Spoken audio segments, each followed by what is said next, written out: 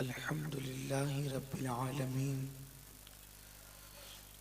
والعاقبة للمتقين والصلاة والسلام على سيد الأنبياء والمرسلين وعلى آله وأصحابه الطيبين الطاهرين أما بعد فأعوذ بالله من الشيطان الرجيم بسم الله الرحمن الرحيم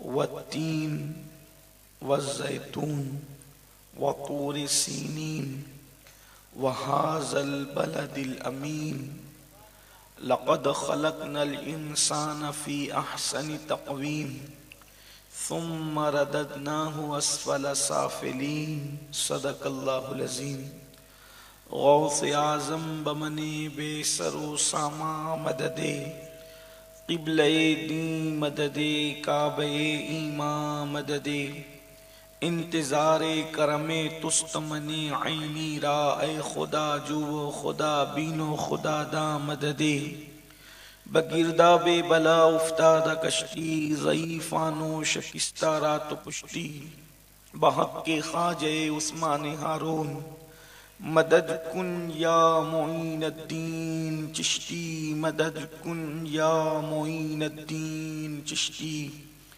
مدد کن یا معین الدین چشتی۔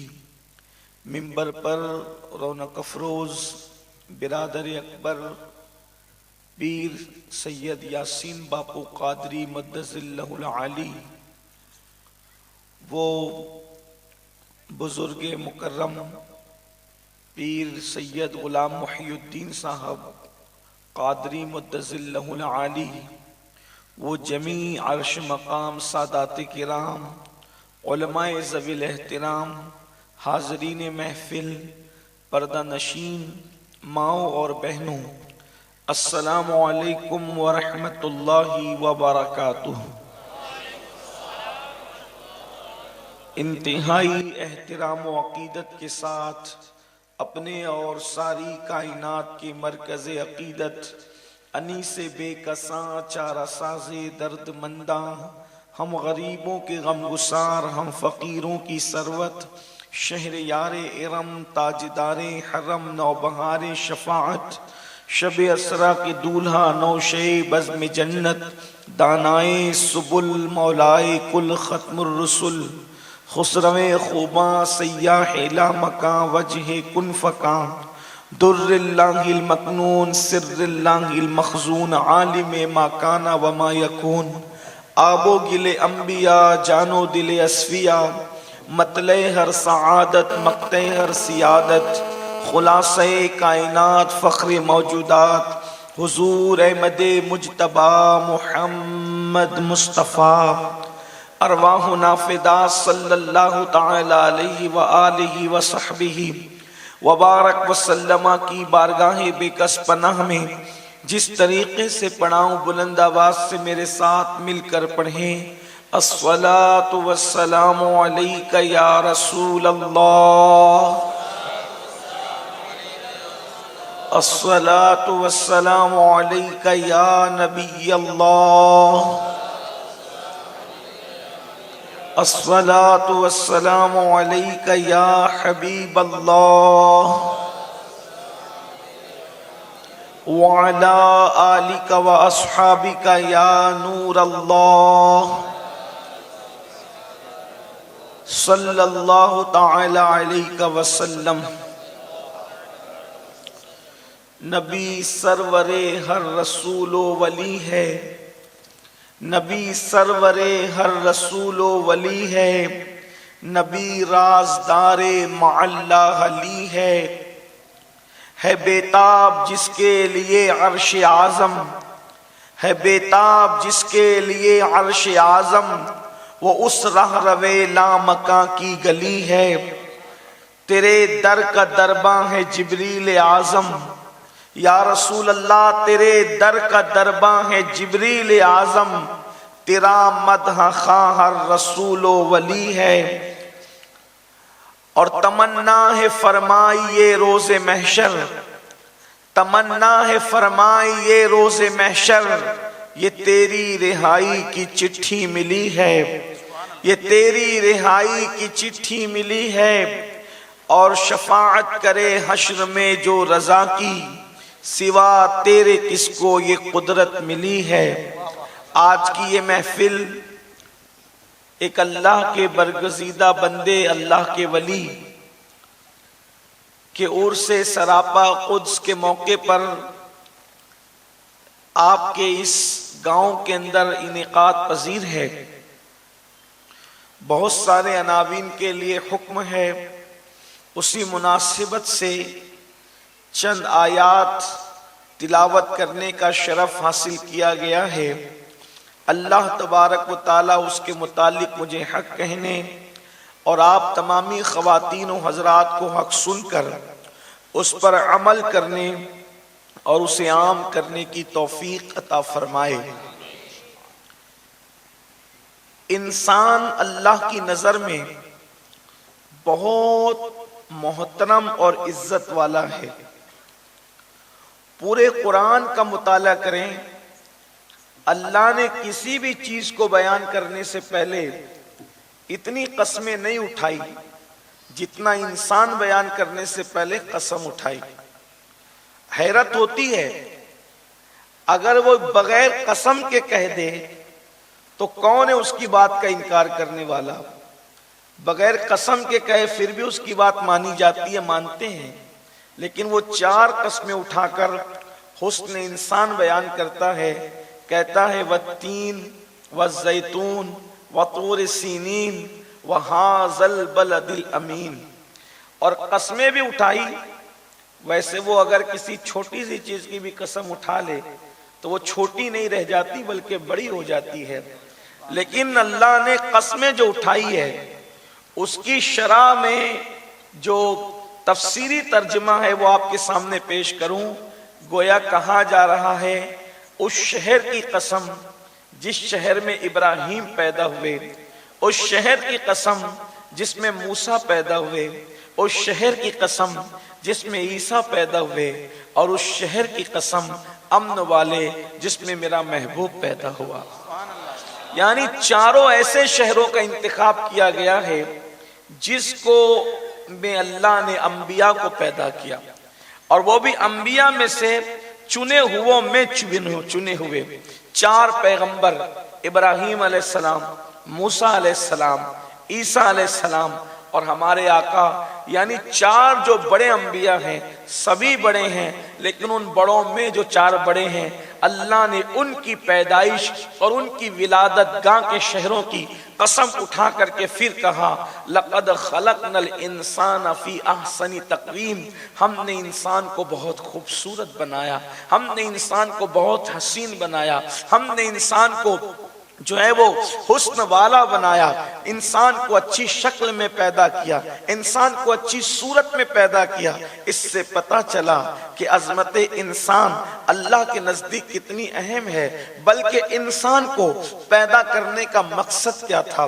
آسمان بنایا انسان کے لیے، زمین بنایا انسان کے لیے، چاند بنایا انسان کے لیے، سورج بنایا انسان کے لیے، ستاروں کی انجمن سجائی انسان کے لیے، شفق کا جمال بنایا انسان کے لیے، افق کی سرخیاں بنائی انسان کے لیے، دریاؤں کی روانی بنائی انسان کے لیے، سمندروں کی طغیانی بنائی انسان کے لیے، پھولوں کی کا تبسم بنایا انسان کے لیے، رات کی سیاہ چادر بنائی انسان کے لیے، صبح کا سویرا بنایا انسان کے لیے، تتلیوں کا باغپن انسان کے لیے، بھوروں کی گنگناہٹ انسان کے لیے، چڑیوں کی چہچہٹ انسان کے لیے، باغوں کی بہاریں انسان کے لیے۔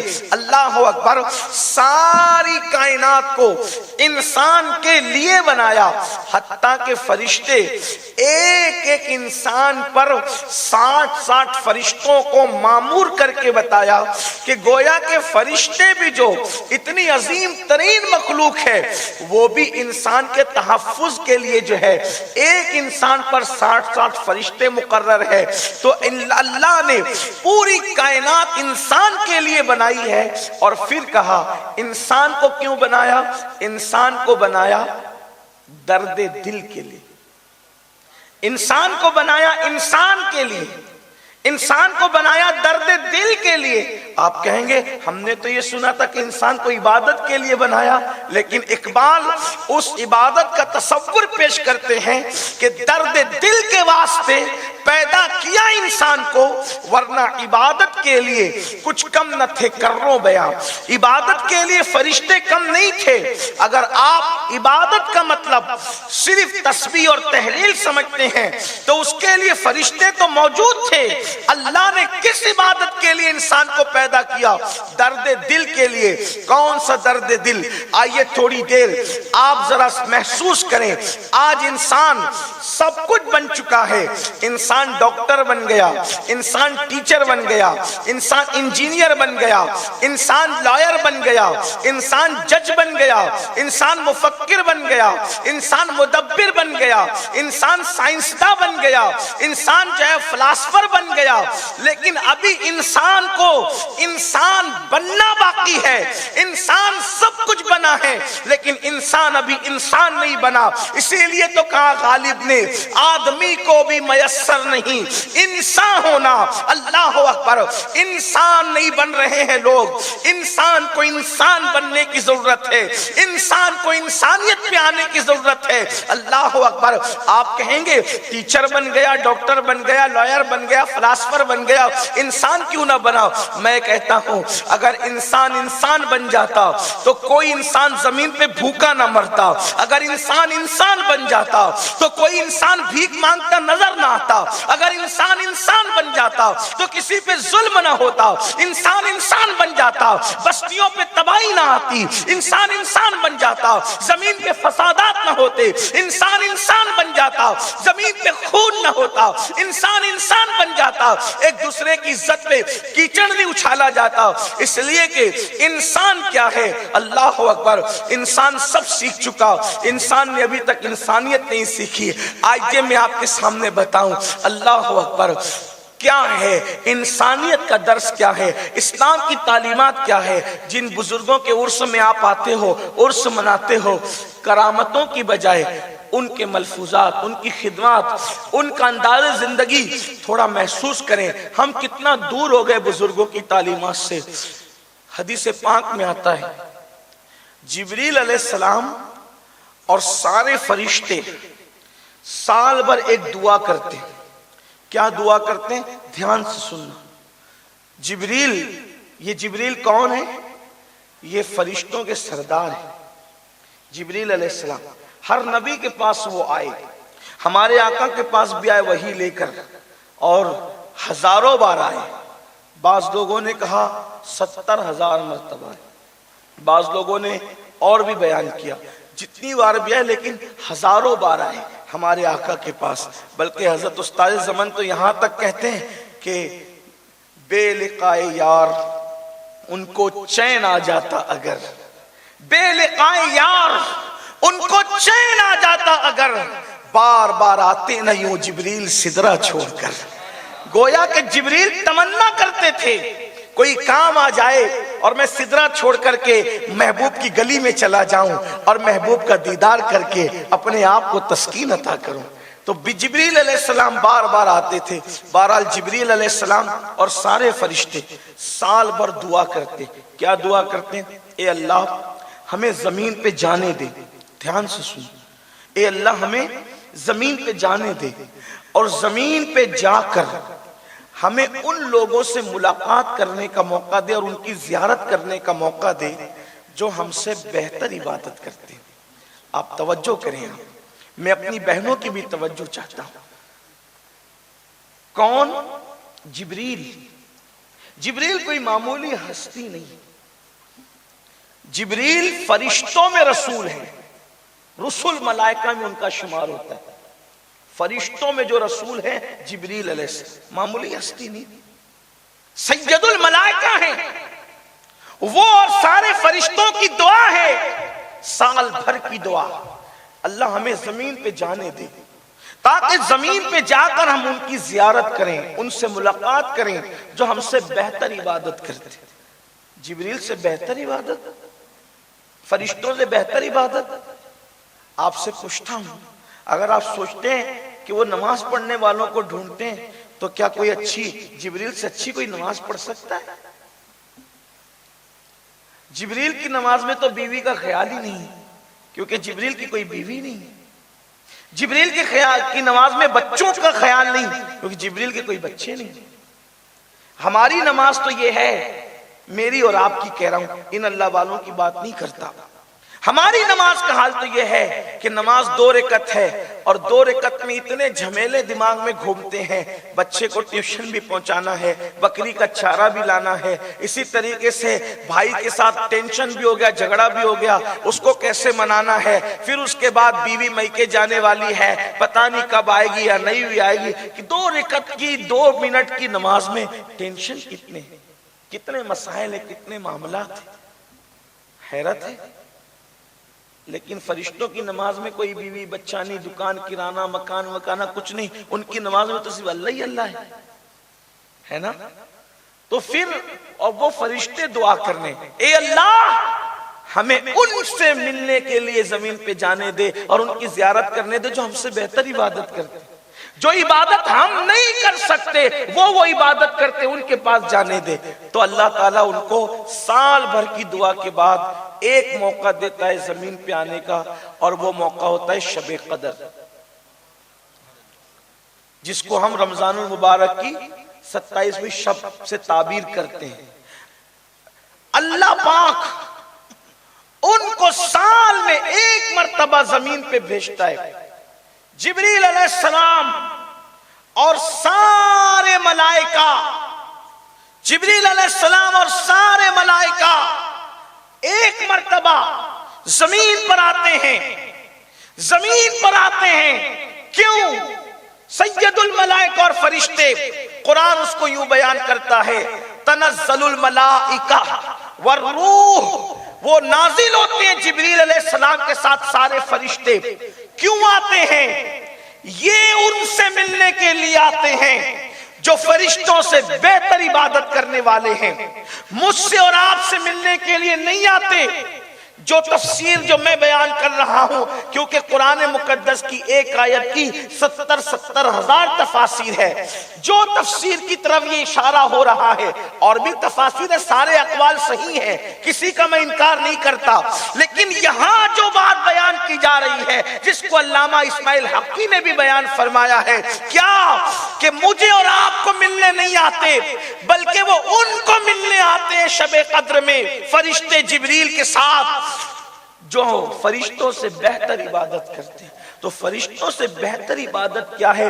کون سی ایسی عبادت ہے جو فرشتہ نہیں کر سکتا اور انسان کرتا ہے؟ صرف وہ عبادت یہ ہے کہ اے مسلمان، اے انسان، جب تیرا پیٹ تجھے بھوک کے لیے آواز دے رہا ہو کہ بھوک لگی ہے، اور اس وقت تیرے سامنے تازہ کھانا موجود ہو، اور پھر بھوک کی شدت اور تازہ کھانا تیرے سامنے موجود ہو، اس وقت پھر کوئی بھوکا انسان تیرے سامنے آ جائے، تو اپنا کھانا اس کے سامنے رکھ دے، اس لیے کہ یہ وہ عبادت ہے جو فرشتے کے بس میں نہیں ہے، اس لیے کہ فرشتہ کھانے پینے سے پاک ہے، لیکن تو نے اپنی ضرورت کو دوسرے کی ضرورت پہ قربان کر دیا۔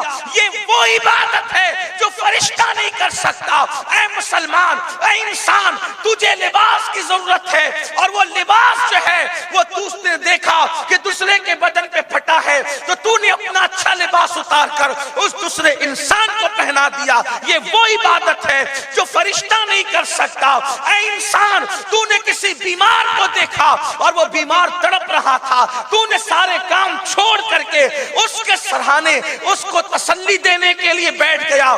یہ وہ عبادت ہے جو فرشتے کے بس کی نہیں ہے۔ تو ایسی عبادت کرنے والے جو اپنا کھانا، اپنی ضرورتیں، اپنا وقت دوسرے انسانوں پہ قربان کر دیا کرتے ہیں، فرشتے شب قدر میں ان کی زیارت کے لیے آیا کرتے ہیں۔ اب آپ سے پوچھنا چاہتا ہوں کیا ہماری زندگی میں یہ عبادت ہے؟ ہم تسبیح مصلی والے تو بنے، لیکن اللہ نے جو درد دل کے لیے ہمیں پیدا کیا تھا، کیا وہ ہمارے اندر ہے؟ ابھی میں مسلمان کی بات نہیں کر رہا ہوں، ابھی تو انسان کی بات ہو رہی ہے، ابھی تو اس سے آگے کی منزل ہے مسلمان۔ انسان تو بنو انسان۔ لوگ مسلمان ہونے کی بات کرتے ہیں، کسی نے کہا تھا مسلمان ہونا آسان نہیں ہے، مسلمان ہونا بچوں کا کھیل نہیں ہے، ان کا کام ہی نہیں مسلمان ہونا۔ اللہ اکبر، جس میں ہمت اور حوصلہ نہ ہو، کہنے والا کہتا ہے یہ شہادت کہیں الفت میں قدم رکھنا ہے۔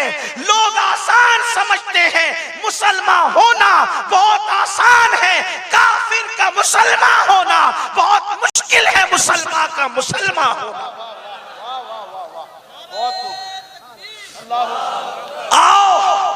آؤ اب میں ان مسلمانوں کا ذکر کروں، توجہ کرنا۔ ہم وہ دو قسم کے مسلمان ہیں دنیا میں، دنیا میں دو قسم کے مسلمان ہیں، دونوں کا تذکرہ کروں گا۔ نمبر ایک، وہ مسلمان جن کو دیکھ کر مسلمان بھی اسلام سے بدزن ہو جائے، ایک وہ مسلمان جس کو دیکھنے کے بعد لوگ اسلام سے بدزن ہو جائے، اور ایک وہ مسلمان جس کو دیکھ کر کافر بھی کلمہ پڑھنے پہ مجبور ہو جائے۔ یہ اولیاء اللہ وہ مسلمان تھے جن کو دیکھ کر کافر، دیکھنے کی بات کر رہا ہوں، ہماری تقریریں سن کے لوگ مسلمان نہیں ہوتے، ان کو دیکھ کر لوگ مسلمان ہوتے تھے۔ اور وہ مسلمان کیسے تھے؟ آئیے ذرا ان کی زندگی آپ کی خدمت میں، آپ کی سماعتوں کے حوالے کروں، وہ کیسے مسلمان تھے۔ وہ اولیاء اللہ جنہوں نے ہندوستان کے کفرستان میں اسلام کا پرچم لہرایا، انہوں نے کسی کے چہرے پہ تماچا بھی نہیں مارا، انہوں نے کسی کے سامنے تلوار بھی نہیں نکالی، انہوں نے کسی کے سامنے تیر بھی نہیں نکالا۔ پتہ نہیں وہ کیسے لوگ تھے، ان کو دیکھ کر لوگ مسلمان ہوتے تھے۔ آئیے ذرا اب ان مسلمانوں کی زندگی میں آپ کے سامنے پیش کرنا چاہتا ہوں، اور پھر آج کے حالات کا جائزہ لیتے ہیں۔ کیا ہم واقعی مسلمان ہیں، وہ مسلمان جو رسول اللہ بنانے آئے تھے، یا ہم انڈین مسلم ہو کر کے رہ گئے ہیں؟ اللہ اکبر، ہم نے کہیں دین کو اپنی طبیعت کے سانچے میں تو نہیں ڈال لیا ہے۔ وہ دین جو رسول اللہ لے کر آئے تھے، وہ مذہب جو رسول اللہ لے کر آئے تھے، وہ تعلیم جو رسول اللہ لے کر آئے تھے، کیا آج وہ ہماری زندگی کے اندر موجود ہے؟ میں اپنی بہنوں کی بھی توجہ چاہتا ہوں، یاد رکھنا، مشاعرے کی طرح تقریر نہ سننا، مشاعرے کی طرح آج کی محفل میں مت بیٹھنا۔ یہ مشاعرہ نہیں کہ واہ واہ کر کے گھر چلے جاؤ، اللہ اکبر، یہ خطاب کی بھی محفل نہیں کہ دعوت دے کر گھر چلے جاؤ۔ یہ کسی کے دل کی آہ ہے، یہ کسی کے دل کی فریاد ہے، یہ کسی کے دل کا درد ہے جو کسی کے دل پر انڈیلنے کی کوشش کی جا رہی ہے۔ میں اپنے جوانوں کی خصوصی توجہ چاہتا ہوں، جوانوں کی توجہ اس لیے چاہتا ہوں کہ بوڑھے تو اپنی زندگی کی کشتی پار کر چکے ہیں، وہ ساحل کی طرف بڑھ رہے ہیں، لیکن جوانوں کو فیس کرنا ہے، جوانوں کو دنیا کا مقابلہ کرنا ہے، جوانوں کو جو چیلنجز کا مقابلہ کرنا ہے۔ لوگ کہتے ہیں دنیا نفرت کر رہی ہے، میں کہتا ہوں ہمارا مذہب مسلمانوں کا یہ ہے، نفرت کا جواب ہم نفرتوں سے نہیں دیتے، پتھروں کا جواب ہم پتھروں سے نہیں دیتے، اینٹوں کا جواب ہم اینٹوں سے نہیں دیتے، گالیوں کا جواب ہم گالیوں سے نہیں دیتے۔ ہمارے جواب کا انداز ہی جدا ہے۔ پتھروں کے مقابلے میں ہم پھول پیش کرتے ہیں، اللہ اکبر، تیروں کے مقابلے میں ہم دعائیں دیتے ہیں۔ اللہ اللہ، آپ اندازہ کریں، آؤ ذرا جلدی جلدی ان مسلمانوں کی طرف چلتے ہیں۔ عقل انسان حیران ہے کہ کفرستان میں اسلام کا پرچم لہرانے والے کیسے لوگ تھے۔ آئیے آپ کو بتاؤں، اللہ اکبر، ایک مرتبہ کا واقعہ ہے۔ حضرت سیدنا محبوب الہی نظام الدین اولیاء رضی اللہ تعالیٰ عنہ، محبوب الہی کا ذکر آج اس لیے بھی کر رہا ہوں کہ آج ان کی ولادت کا دن گزرا ہے۔ اللہ اکبر، محبوب الہی رضی اللہ تبارک و تعالیٰ عنہ، محبوب الہی جانتے ہیں سلسلہ چشتیہ اہل بہشتیہ کے سب سے عظیم ترین بزرگ، اللہ اکبر، جن کی پرورش ہے سرکار غریب نواز، سرکار بختیار کاکی، سرکار بابا فرید کی روحانی نگاہوں نے کی تھی وہ سب سے عظیم بن گئے تھے. ان کے تربیت یافتاؤں کے اندر سب سے عظیم ہستی ان تین بزرگوں نے جن کو اپنی نگاہوں سے سنوارا. ان سنورنے والوں میں بڑی عظیم ہستی ہے نظام الدین اولیاء محبوب الہی. اللہ اکبر. حضرت محبوب الہی اپنی خانقاہ کی چھت پر ٹہل رہے ہیں اور ٹہلتے ہوئے دور سے ایک منظر نظر آ رہا ہے. اس لیے کہ بستیاں اتنی گھنی نہیں تھی اس دور میں. آج سے تقریباً 700-750 سال پہلے کی بات ہے. بستیاں اتنی گھنی نہیں ہوتی تھی. جیسے کہ عام طور پہ دیہاتوں میں اگر چھت پہ چڑھ جاؤ دور تک کا منظر دکھائی دیتا ہے. حضرت محبوب الہی بہت خوبصورت تھے, بڑے حسین و جمیل تھے.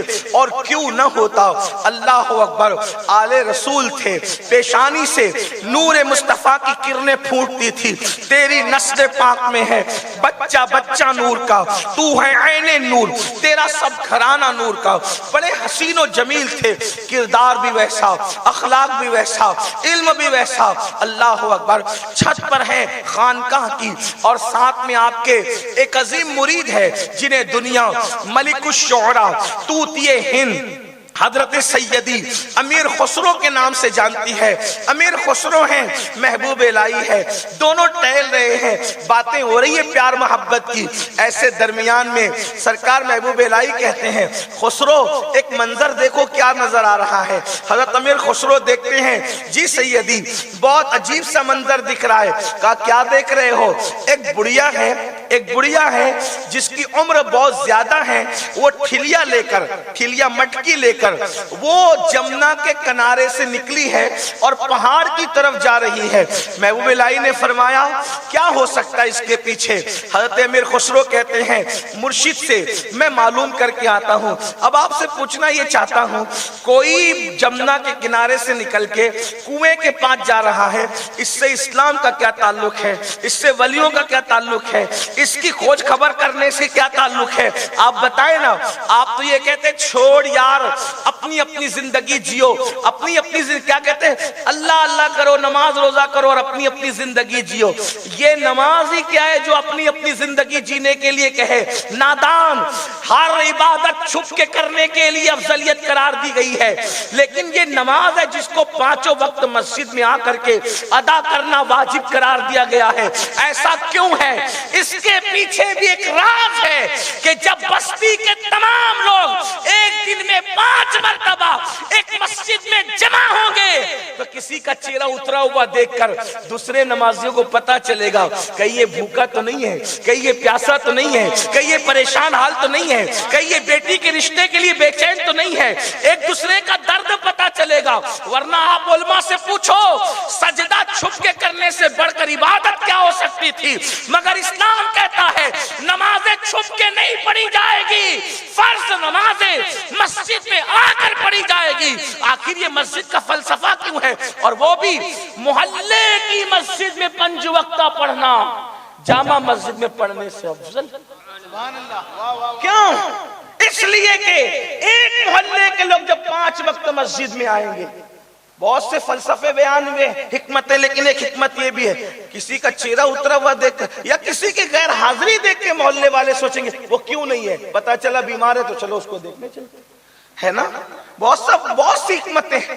ہم نے تو عبادتوں کا تصور ختم کیا, عبادتوں کا ماحصل ختم کیا. قربانی کیوں ہے؟ آج کل قربانیاں تو فریج بھرنے کا نام ہو گیا, ورنہ قربانی یہ ہے کہ گوشت کے 3 حصے ہوں. ایک رشتہ داروں میں بٹے گا, ایک مسکینوں میں بٹے گا, عام مسکینوں میں, اور ایک اپنے لیے رکھا جائے. حالانکہ کوئی پورا بھی رکھ لے تو کوئی اس کے معذاللہ میں اس پہ کوئی نکتہ چینی نہیں کرتا, لیکن یہ طریقہ تھا بزرگوں کا, اسلاف کا. زکوٰۃ کیوں ہے؟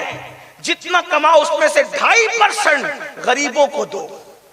آپ دیکھتے چلے جائیں, کوئی ایک عبادت ایسی مجھے بتا دی جائے جس میں انسان کا بھلا نہ ہو. ایک عبادت بتاؤ. سال میں 1 مرتبہ عرفات کے میدان میں پوری دنیا کا مسلمان جمع ہوگا. توجہ کریں, پہلے جامع مسجد ایک ہی ہوتی تھی. فلسفہ دیکھیں, اسلام کا فلسفہ, 5 वक्त मोहल्ले में पढ़ो, जुमा की नमाज जामा मस्जिद में पढ़ो, ईद की नमाज ईदगाह में पढ़ो। मतलब क्या है? क्या मतलब है? मोहल्ले वाले रोजाना 5 वक्त मिले, आसपास के देहात वाले, चूंकि देहात में जुमा नहीं होता अनाफ के नजदीक, तो सब आ जाए जुमा जामा मस्जिद के अंदर, तो सारी आसपास की बस्ती के लोग जुमा के दिन एक दिन मिले। फिर उसके बाद और मजीद इहाता बढ़ जाए तो ईदैन पे, ईद और बकरीद पे मिलो। उसके बाद यहाँ ये मिलजुल रहे हैं, अब पूरी दुनिया के लोग अरफात में मिलो।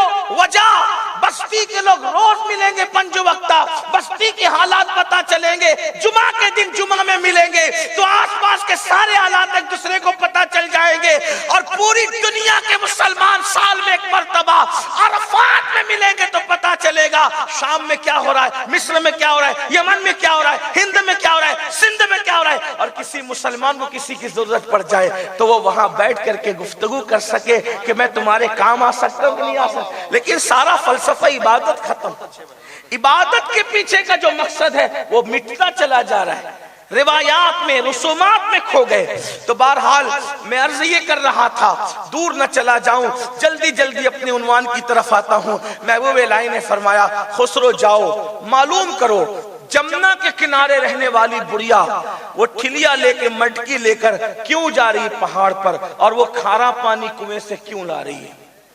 मीठे पानी के किनारे रहने वाली बुढ़िया खारा पानी लाने क्यों जा रही है। खुसरो गए तो जाकर के पूछा, बड़ी भी क्या मामला है। उसने कहा, तुझे क्या लेना, जा यहां से। बुढ़ापे में तबीयत अक्कड़ भी हो जाती है, और फिर बुढ़ापा कुफ्र में हो तो और अक्कड़ तबीयत होती है।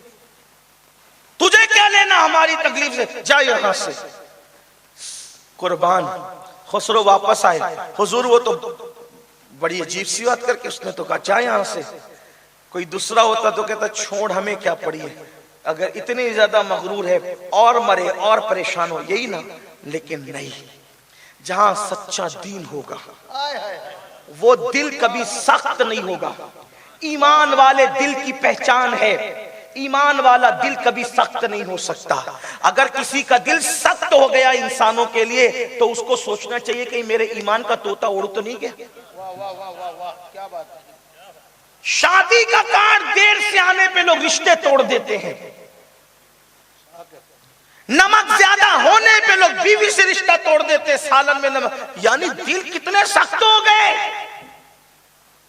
मतलब ये कि जबान पे कलमा है, दिल के अंदर अभी कलमा उतरा नहीं है।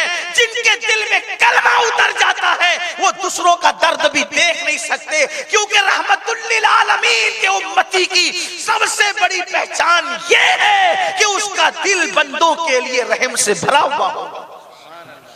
हजरत खुसरो जब वापस आ गए तो महबूब इलाही कहते हैं, खुसरो चलो हम खुद चलते हैं, हम पूछेंगे वो कुएं पे क्यों जा रही है, वो कुएं पे क्यों जा रही है दरिया के किनारे रहते हुए।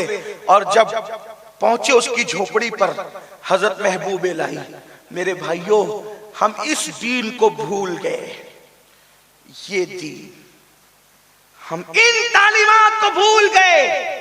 अल्लाह अकबर।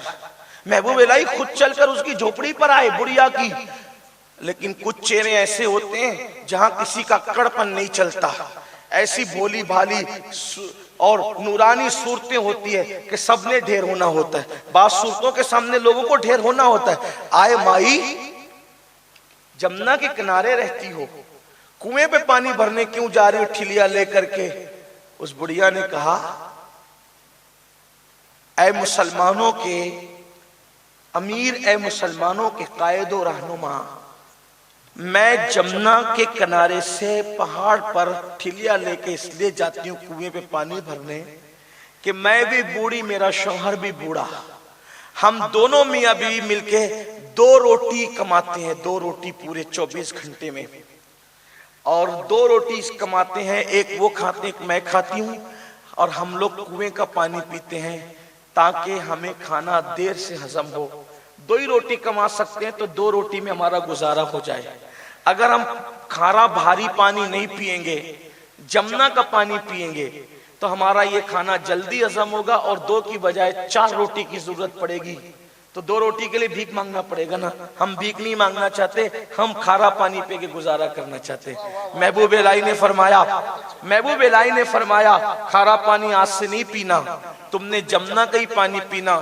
2 روٹی کی جو ضرورت ہے, میں 2 روٹی اپنے پاس سے روزانہ آپ کے پاس بھیج دیا کروں گا. 2 کما سکتے ہو 2 کماؤ, 2 ہم بھیجا کریں گے. اس بڑھیا نے کہا اے نظام الدین, اگر تو اس غلط فہمی میں میری مدد کر رہا ہے اور میرے شوہر کی کہ ہم مسلمان ہیں, تو ہم تجھے بتا دیتے ہیں ہم لوگ مسلمان نہیں ہیں. مسلمان سمجھ کے ہماری مدد مت کر, ہم مسلمان نہیں ہیں. محبوب الہی نے جواب دیا مائی کیا ہوا, اگر تم مسلمان نہیں ہو تو کیا ہوا, انسان تو ہونا. میرا مذہب انسانوں کی خدمت کا حکم دیتا ہے. آپ سے پوچھنا چاہ رہا ہوں, آپ سے پوچھنا چاہتا ہوں, ایک بڑھیا کو ٹھلیا لے کر, مٹکی لے کر پہاڑ پہ کنویں پر پانی بھرتا ہوا دیکھ کر نظام الدین اپنی خانقاہ سے باہر نکل گئے. محبوب الہی خانقاہ سے باہر نکل گئے. آپ سے پوچھتا ہوں, کیا کبھی کسی بیوہ کو پریشان دیکھ کر اپنا بھی دل تڑپا ہے؟ کیا کبھی کسی غریب کو بے چین دیکھ کر اپنا بھی دل بے قرار ہوا ہے؟ بڑی معذرت کے ساتھ کسی کو مصیبت میں دیکھ کے دل بے قرار ہونا تو دور کی بات ہے. آج لوگ اگر اپنے سگے بھائی کو بھی پریشان دیکھتے ہیں تو ان کو اندر سے خوشی ہوتی ہے, اچھا مر رہا ہے مرے, اچھا پریشان ہے پریشان ہو. اگر کسی کو لوگ بیماری میں دیکھتے ہیں تو باتیں کرتے ہیں اپنے کرتوت کی سزا بھگت رہا ہے, اپنے جرائم کی سزا بھگت رہا ہے. مسلمانوں کیا ہو گیا, کیا تم تک رسول اللہ کا یہ فرمان نہیں پہنچا جو کسی کو مصیبت میں دیکھ کر خوش ہوگا؟ خواتین کی خاص توجہ, جو کسی کو مصیبت میں دیکھ کر خوش ہو اس وقت تک اس کو موت نہیں آئے گی جب تک اس مصیبت میں وہ گرفتار نہ ہو جائے. جب تک کسی کی تکلیف کو دیکھ کے مسکرانے والا اس تکلیف میں گرفتار نہیں ہوگا اس وقت تک اس کو موت نہیں آئے گی. مسلمانوں ہو کیا گیا ہے, دوسروں کی تکلیف دیکھ کر تو تڑپ جانا چاہیے, دوسروں کی تکلیف دیکھ کر تو بلک جانا چاہیے. کیا ہو گیا, ہمارے دلوں کے اندر شیطان بیٹھ گیا, ہمارے دلوں کے اندر اللہ اکبر نفرتیں بیٹھ گئی, ہمارے دلوں میں محبت کی بجائے بغض اور کینے بیٹھ گئے. آؤ میں تمہیں بتاؤں اسلام کی تعلیمات کیا ہے جس کو ہم بھول چکے ہیں. چند چیزوں کے اندر گھوم رہے ہو, اس کے خول سے باہر نکلو.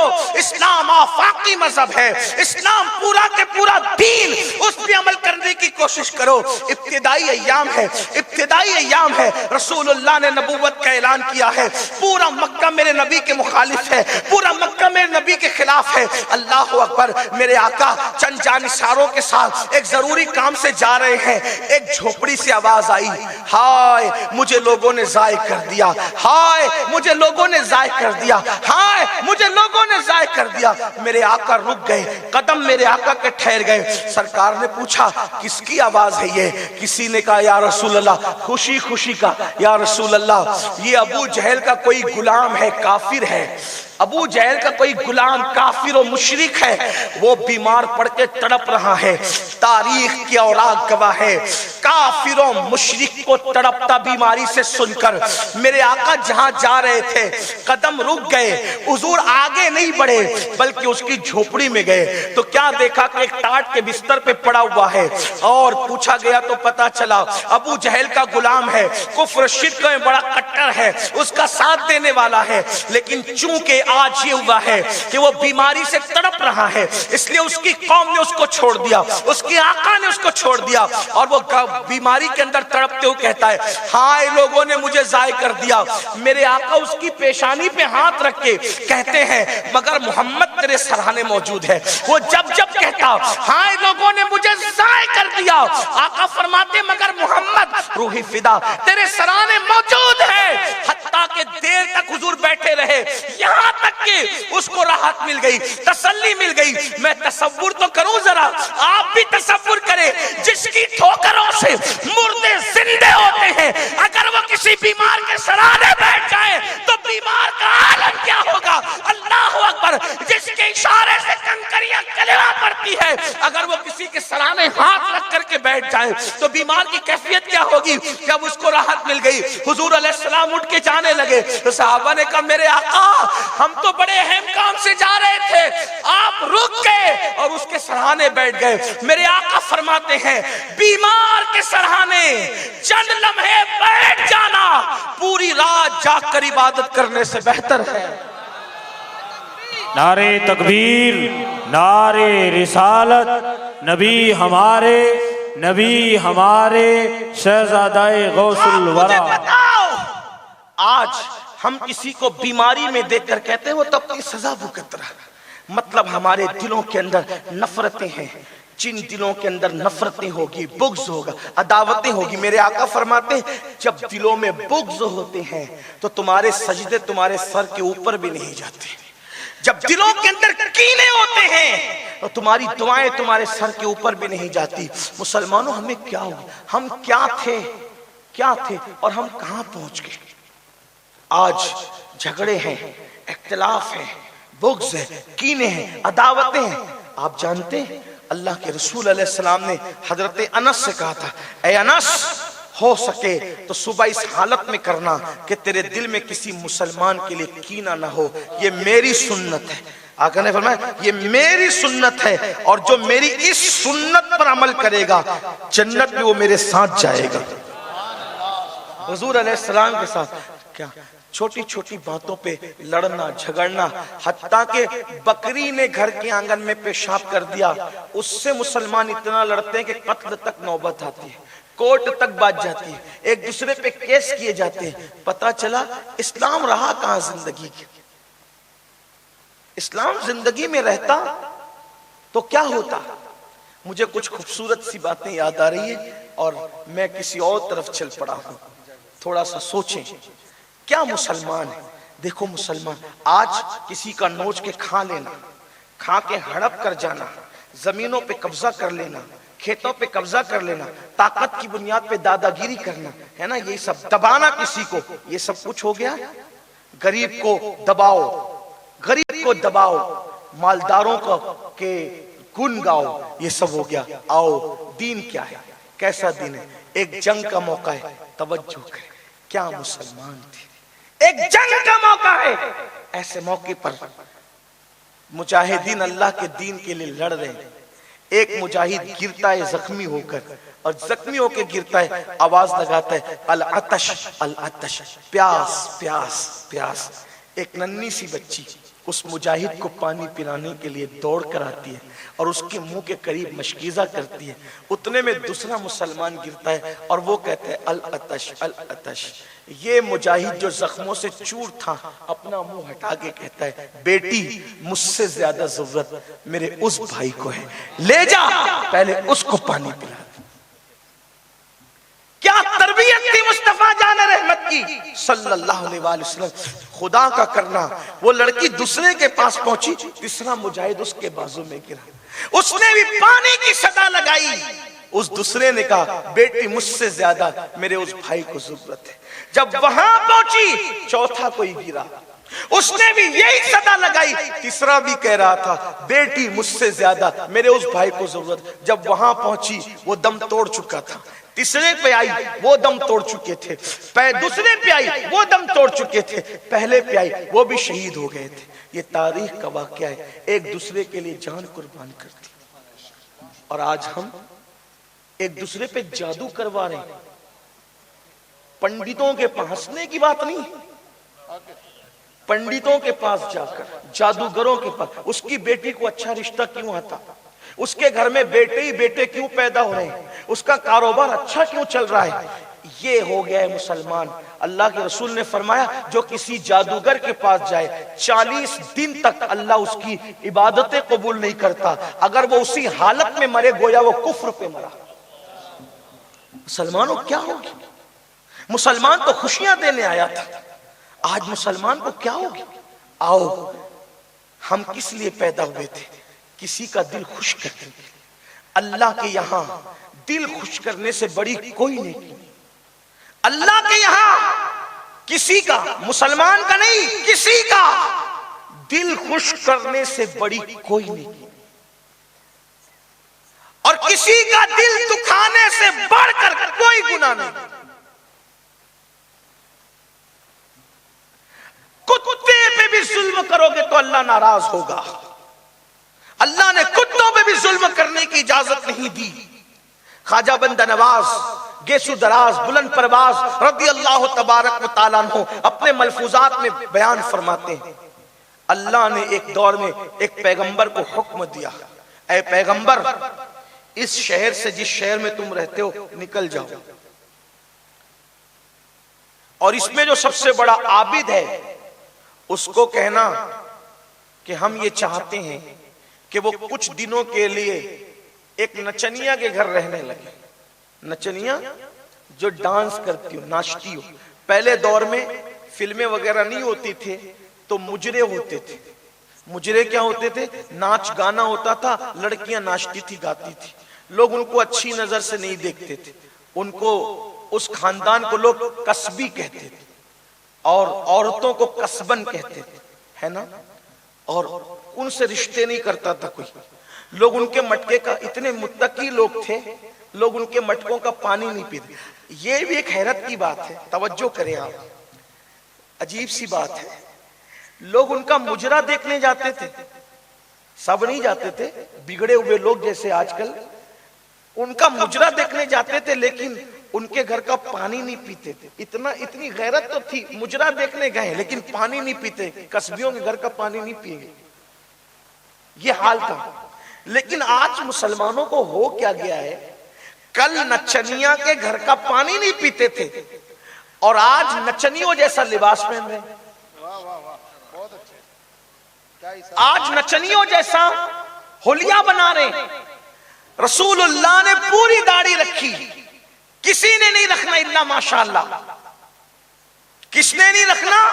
جو ربیع الاول کے جلوس میں نعرہ لگائے گا غلامی رسول میں موت بھی قبول ہے، اس نے یہ داڑھی نہیں رکھنا. لیکن اگر خان صاحب نچنیے پرن سے داڑھی بنا لے، ادھر سے کاٹے ادھر سے کاٹے، تو یہ جوان برابر رکھے گا. ہنسنے کی بات نہیں، یہ میرے دل کی تکلیف ہے. یہ کہو کہ ٹوپی پہننا سنت ہے تو شرم آتی ہے، اور اگر خان صاحب نے فلم میں پہن لی، اس نچنیے نے، اس زانی نے جو اسکرین پر آ کر زنا کرتا ہے، تو مسلمان کا جوان بھی ٹوپی پہنے. یعنی رسول اللہ کی سنت میں ٹوپی نہیں پہنا، نچنیے کے طریقے پہ ٹوپی پہنے. ایک دور تھا غربت کی وجہ سے اگر کپڑے پھٹ جاتے تھے تو لوگ ان کپڑوں کو پہن کر کے جو ہے وہ محفلوں میں نہیں جاتے تھے، پیون لگا لیتے تھے یا چھپا کر کے بیٹھ جاتے تھے. لیکن آج کیا دور آ گیا، اللہ اکبر، پیسے 5-5 ہزار دے کر پھٹے پھٹے کپڑے لے کر کے پہن رہے ہیں. کیوں؟ اس لیے کہ ہیرو نے پہنا. نہیں، جس کو ہیرو کہتے ہو وہ ہیرو ہے، وہ تو نچنیا ہے. اصل میں وہ نچنیا ہے. پیشاب کو لاکھ شربت کہتے رہو، کیا نچنیے بھی ہیرو بنتے ہیں؟ نچنیا بھی کبھی ہیرو ہوتا ہے. ارے ہیرو کا مطلب کیا ہوا؟ ہیرے سے ہیرو بنا، ہیرے سے ہیرو بنا. آپ سے پوچھتا ہوں، جو نچنیا ہوگا وہ ہیرو کیسے ہوگا؟ جو زانی ہوگا وہ ہیرو کیسے ہوگا؟ ہمارے ہیرے سے ہیرے لوگ تو یہ ہیرے ہیں، یہ جو قبروں میں سو رہے ہیں، زمین کے اوپر تھے تو لوگوں کو ہدایت تقسیم کرتے تھے، زمین کے اندر چلے گئے ہیں تو آج بھی ہدایت تقسیم کر رہے ہیں. یہ لوگ ہیں سچے ہیرو. ہیرے یہ ہے، چمک والے یہ، ان سے دین کی چمک سیکھو. لیکن ہیرو دے دیا نا اور پھٹے کپڑے پہنے، اس میں سطر دکھ رہا ہے، مانڈیاں دکھ رہی ہے. یہ گھٹنے کا حصہ ناف سے لے کر گھٹنے تک چھپانا حنفیوں کے نزدیک فرض ہے. اگر ناف سے گھٹنے تک کا حصہ دکھ رہا ہے تو حرام ہے. اور کیسا حرام؟ دکھانے والے پہ بھی اللہ کی لعنت ہے اور دیکھنے والے پہ بھی اللہ کی لعنت. اور پھر محفل میں آئیں گے تو ہاتھ رکھ کے بیٹھیں گے، چھپا کے بیٹھیں گے. کس سے چھپا رہے ہو؟ یاسین باپو سے. کس سے چھپا رہے ہو؟ امین القادری سے. کس سے چھپا رہے ہو؟ محی الدین باپو سے. آپ سے پوچھتا ہوں، ہاتھ رکھ کر تم ہم سے تو چھپا لیتے ہو، کیا ہاتھ رکھ کر تم خدا سے بھی چھپا لو گے؟ ہم سے شرم آ رہی ہے تمہیں، خدا سے شرم نہیں آتی؟ ہمارے سامنے کھول کے نہیں آ رہے ہو لیکن خدا کے سامنے اس کو ننگا کر رہے ہو۔ جو قوم اپنے اللہ کی اتنی بھی عزت نہ کرے وہ قوم کیا کاٹی نہیں جائے گی؟ وہ قوم کیا ماری نہیں جائے گی؟ وہ قوم کیا تباہ نہیں کی جائے گی؟ وہ قوم کیا برباد نہیں کی جائے گی؟ کہتے ہو گھر میں برکت نہیں ہے، تعویذ تو ننگے رہے ہوگے، گھر کے اندر ستر کھلا ہوگا تو خدا کیا برکت عطا کرے گا؟ میں ایک بات آپ سے کہوں، روح البیان شریف کے اندر ہے، بہت چھپتی ہوئی بات ہے لیکن مفہوم مخالف مراد مت لینا، میں بات آگے عرض کروں گا، لیکن آپ یاد رکھیں میں بات آگے عرض کروں گا۔ لیکن ایک بات آئی میری بہنوں کی توجہ، اللہ کے رسول علیہ السلام کو دیکھو، برکت کب آتی ہے؟ برکت تعویذ سے نہیں آتی، ہاں برکت جب اللہ رحمت برساتا ہے گھر میں تب آتی ہے، پھر چاہے اس کا سبب تعویذ بن جائے ایک الگ چیز ہے نا، پھر تلاوت اس کا سبب بن جائے الگ چیز ہے، لیکن خدا کی رحمت برسے گی تو برکت ہوگی۔ اور رحمت خدا کب برسے گی؟ جب رحمت کے فرشتے آئیں گے۔ بات سمجھ میں آتی ہے؟ رحمت کے فرشتے آئیں گے تو گھر میں رحمت ہوگی۔ اب سننا، اللہ کے رسول علیہ السلام پر پہلی وحی نازل ہوئی، اقرا بسم ربک الذی خلق خلق الانسان من علق، اور پھر آگے کی آیت ہے۔ حضور علیہ السلام آئے،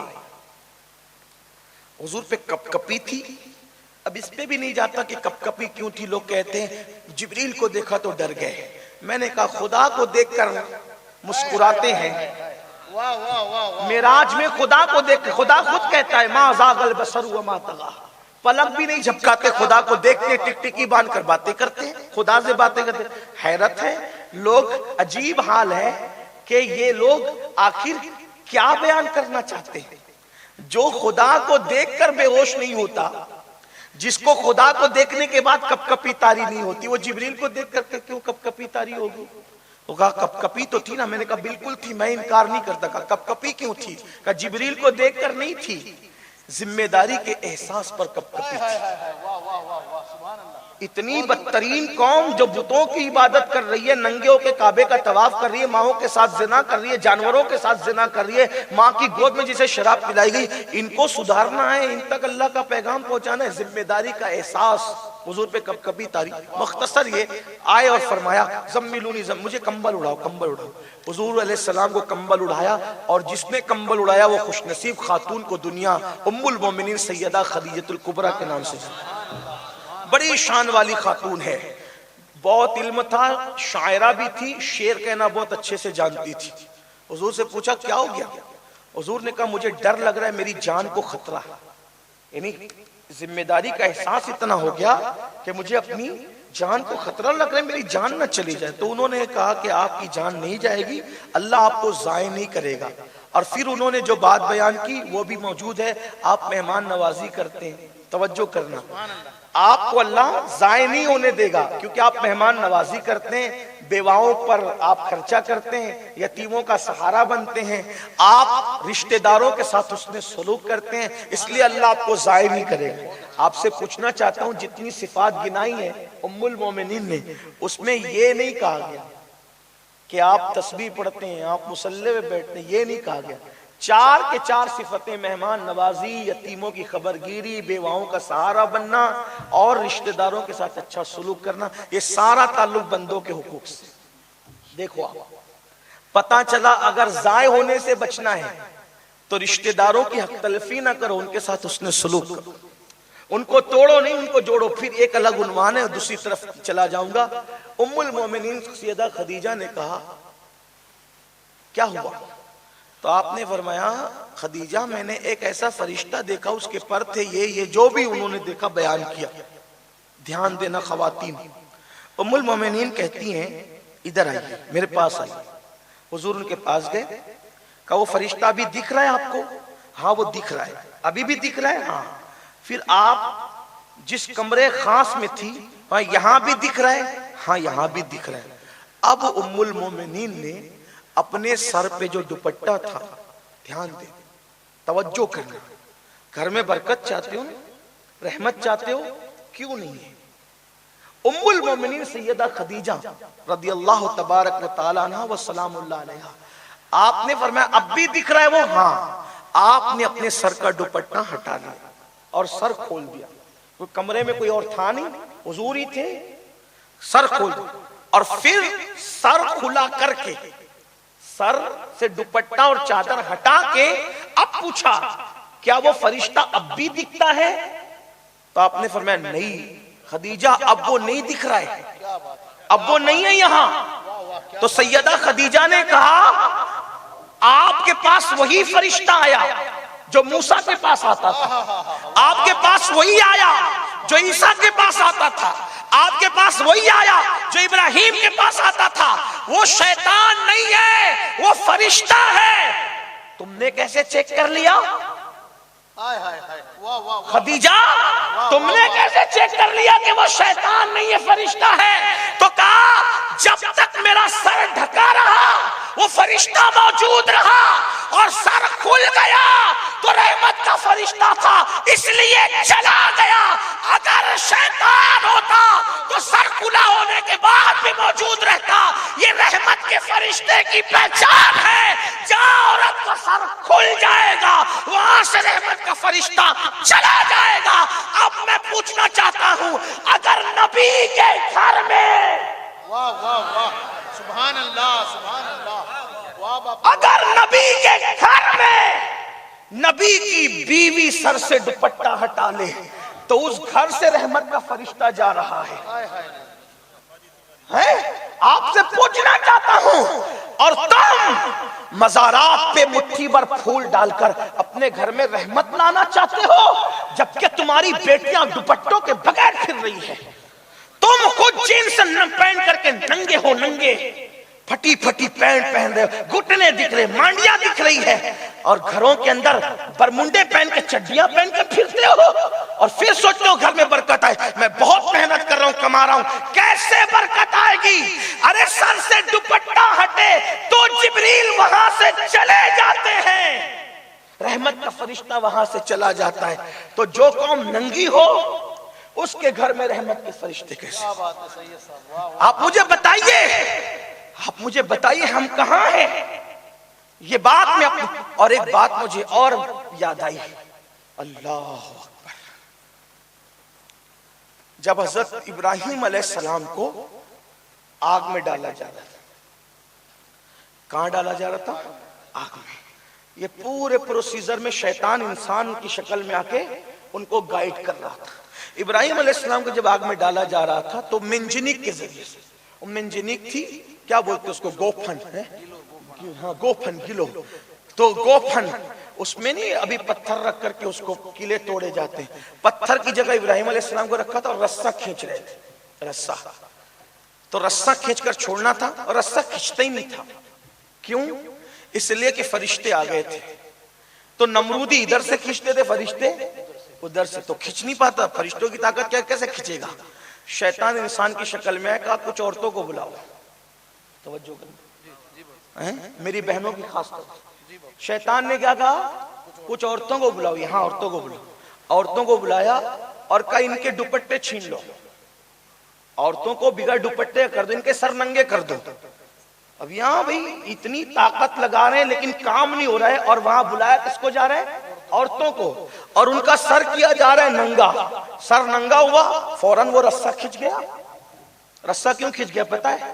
ادھر سے جو کھینچ رہے تھے وہ رحمت کے فرشتے تھے، ادھر جیسے عورتوں نے سر کھولا وہ رحمت کے فرشتے چلے گئے۔ آپ سے پوچھتا ہوں، ابراہیم جیسا پیغمبر موجود ہو اور وہاں عورتیں سر ننگا کر لے تو وہاں سے رحمت کے فرشتے چلے جاتے ہیں۔ ہمارے گھر کے اندر اگر بیٹیاں ننگے سر گھومیں، عورتیں ننگے سر رہیں، ہم ننگے رہیں، تو رحمت کے فرشتے کیسے آئیں گے؟ اور پھر کہتے ہو حضرت کوئی تعویذ دے دو برکت ہو، حضرت کا باپ بھی تعویذ دے گا تو بھی برکت نہیں آنے۔ ہاں، حضرت کے ابو جی بھی تعویذ دے دے تو بھی برکت نہیں آنی، کیونکہ تمہارے گھر میں ننگا پن ہے۔ اور صرف ننگا پن، شریفوں کے یہاں بھی ننگا پن ہے، کیونکہ ٹی وی کا منہ پکڑ کر بیٹھتے اس میں زنا کے مناظر دکھائے جاتے ہیں، سیریلوں کے اندر زنا کے مناظر دکھائے جاتے ہیں۔ ارے عورت دوپٹہ ہٹا لے تو وہاں سے رحمت کے فرشتے چلے جاتے ہیں. جس گھروں کے اندر نرم نرم بستروں پہ لیٹ کر کے فلموں میں, سیریلوں میں, موبائل کے اندر زنا کے مناظر اور زنا کی فلمیں دیکھی جاتی ہو, اس گھر میں برکت کا نزول کیسے ہو سکتا ہے؟ لاکھ کی بجائے کروڑوں کا بزنس کر لو, مال تو آئے گا لیکن برکت نہیں آ سکتی. اس لیے کہ مال انسان بازو کی قوت سے کماتا ہے لیکن برکت بازو کی قوت سے نہیں کماتا. برکت تو وہی نازل ہوتی ہے جہاں رحمت کے فرشتے نازل ہوتے ہیں. اور رحمت کے فرشتوں کے لیے آپ کو اپنے گھر میں دوپٹوں کا پابند بنانا پڑے گا. رحمت کے فرشتوں کے نزول کے لیے آپ کو خود بھی پابند ہونا ہوگا. آپ کہیں گے گھر میں بھی, میں کہتا ہوں گھر میں بھی عورتیں کم از کم اپنا سر ڈھانک کر رکھیں. گھر میں کوئی نہیں ہو تو بھی عورتوں کا سر جتنے بال ہیں کم سے کم اتنا ڈھکا ہونا چاہیے. ننگے سر تو عورت کو کبھی نہیں رہنا چاہیے. عورت کیا مرد کو بھی نہیں رہنا چاہیے ننگا سر. امام اعظم ابو حنیفہ کو حضرت داؤد طائی نے 40 سال تک دیکھا لیکن کبھی ان کو ننگے سر نہیں دیکھا. پوچھا آپ پبلک کے سامنے امامہ ٹوپی نہیں اتارتے, اکیلے میں تو اتار سکتے؟ تو کہتے ہیں پبلک کے سامنے اس لیے نہیں اتارتا کہ پبلک سے حیا آتی ہے, اور اکیلے میں اس لیے نہیں اتارتا کہ یار سے حیا آتی ہے. واہ سید صاحب, آپ مجھے بتائیں. اور پھر عورتوں کو کس قدر احتیاط کی ضرورت ہے؟ امام حسین علی جدی والے السلام کہتے ہیں میری ماں اتنی نیک تھی فاطمہ کہ میں 7 سال کا بچہ تھا پھر بھی میں نے اپنی ماں کے سر کے بالوں کو کبھی نہیں دیکھا.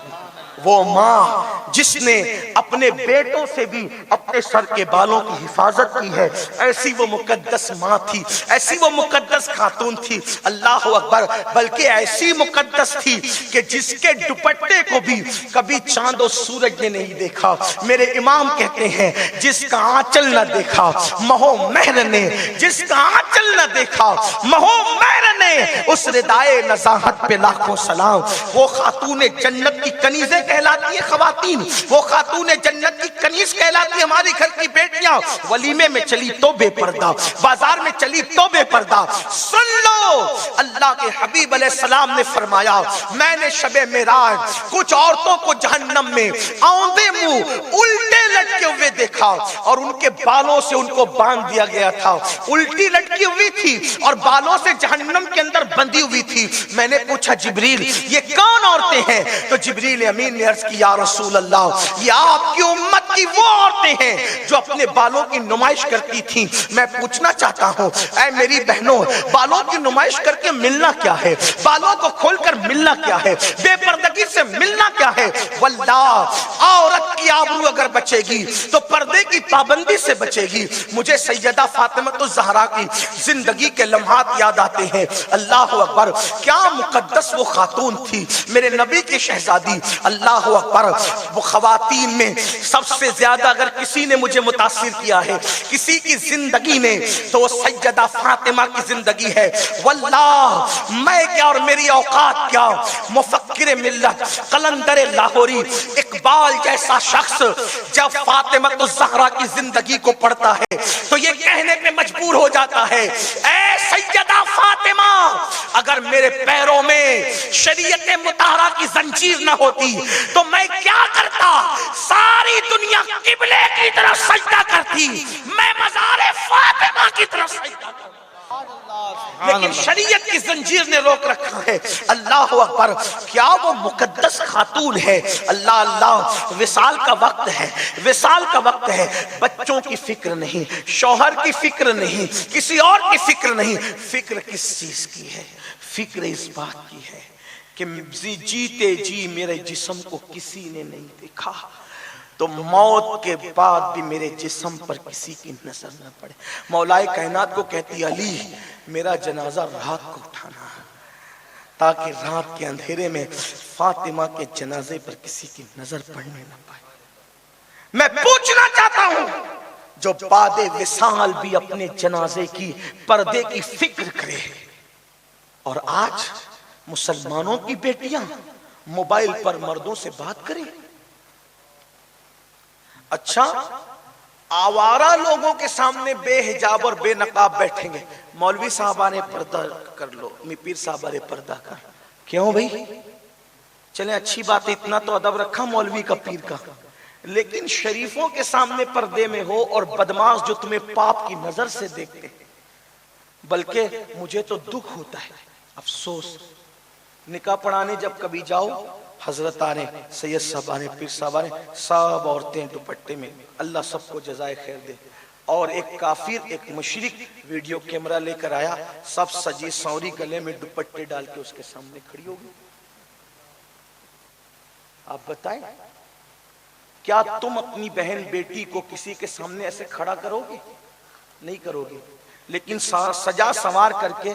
اور اب تو کیمرہ مین کا حال یہ ہے کہ اگر اس کو یہ کہا جائے کہ فلاں فلم کے اندر جیسے تصویر تھی ویسی کھینچنی ہے، تو وہ پھر باضابطہ طور پہ جس کی تصویر لیتا ہے اس کو گائیڈ کرتا ہے، ہاتھ یہاں رکھ، پھر ایسے کھڑے ہو، پھر ایسے یہ کر. اور جب نہیں آتا کرتے تو پھر وہ باضابطہ طور پہ ہاتھ لگا کر کے ہاتھ کو کہاں سے کہاں رکھتا ہے. کہاں گئی مسلمانوں کی غیرت؟ لوگ کہتے ہیں میری بیٹی پہ کسی نے نظر اٹھائی تو اس کی آنکھ نکال دوں گا. او بے شرمو، کوئی آنکھ کیا اٹھائے؟ اس نے تو شوہر کے ہاتھ لگانے سے پہلے تیرے گھر کی دلہن کو کہاں کہاں چھوا. اور اس کا ہم کیا کریں؟ ویڈیو گرافی کروا. کیا فائدہ ہے اس کا؟ فائدہ کیا؟ جس دن بنتی ہے اس دن کے بعد سے لے کر کے ہمیشہ وہ پڑی رہتی ہے. اس کا فائدہ کیا ہے؟ مسلمانوں کہاں ہو؟ دین کے ساتھ کھلواڑ کرو گے کہیں پناہ نہیں ملے گی. دین کے ساتھ کھلواڑ کرو گے رسول اللہ کا دل دکھاؤ گے کہیں سکون نہیں، نہ زمین کے اوپر نہ زمین کے اندر. بات دور نکل گئی. میں عرض یہ کر رہا تھا کہ اس دور میں مجرے ہوتے تھے، گانے ہوتے تھے، ناچ ہوتا. لوگ اتنے بغیرت تھے کہ مجرا سننے جاتے تھے مگر وہاں کا پانی نہیں پیتے. اور اللہ کے نبی پر وحی آئی، اے نبی آپ شہر چھوڑ دو. لیکن جو یہاں کا سب سے بڑا عبادت گزار بندہ ہے اس کو کہو کہ اس نے کچھ دن نچنیا کے گھر جا کے رہے، کیونکہ نبی نہیں رہ سکتے، نبی تو شان نبوت ہے نا. ان کو نہیں بھیجا، ان کو کہا آپ شہر چھوڑ دیں.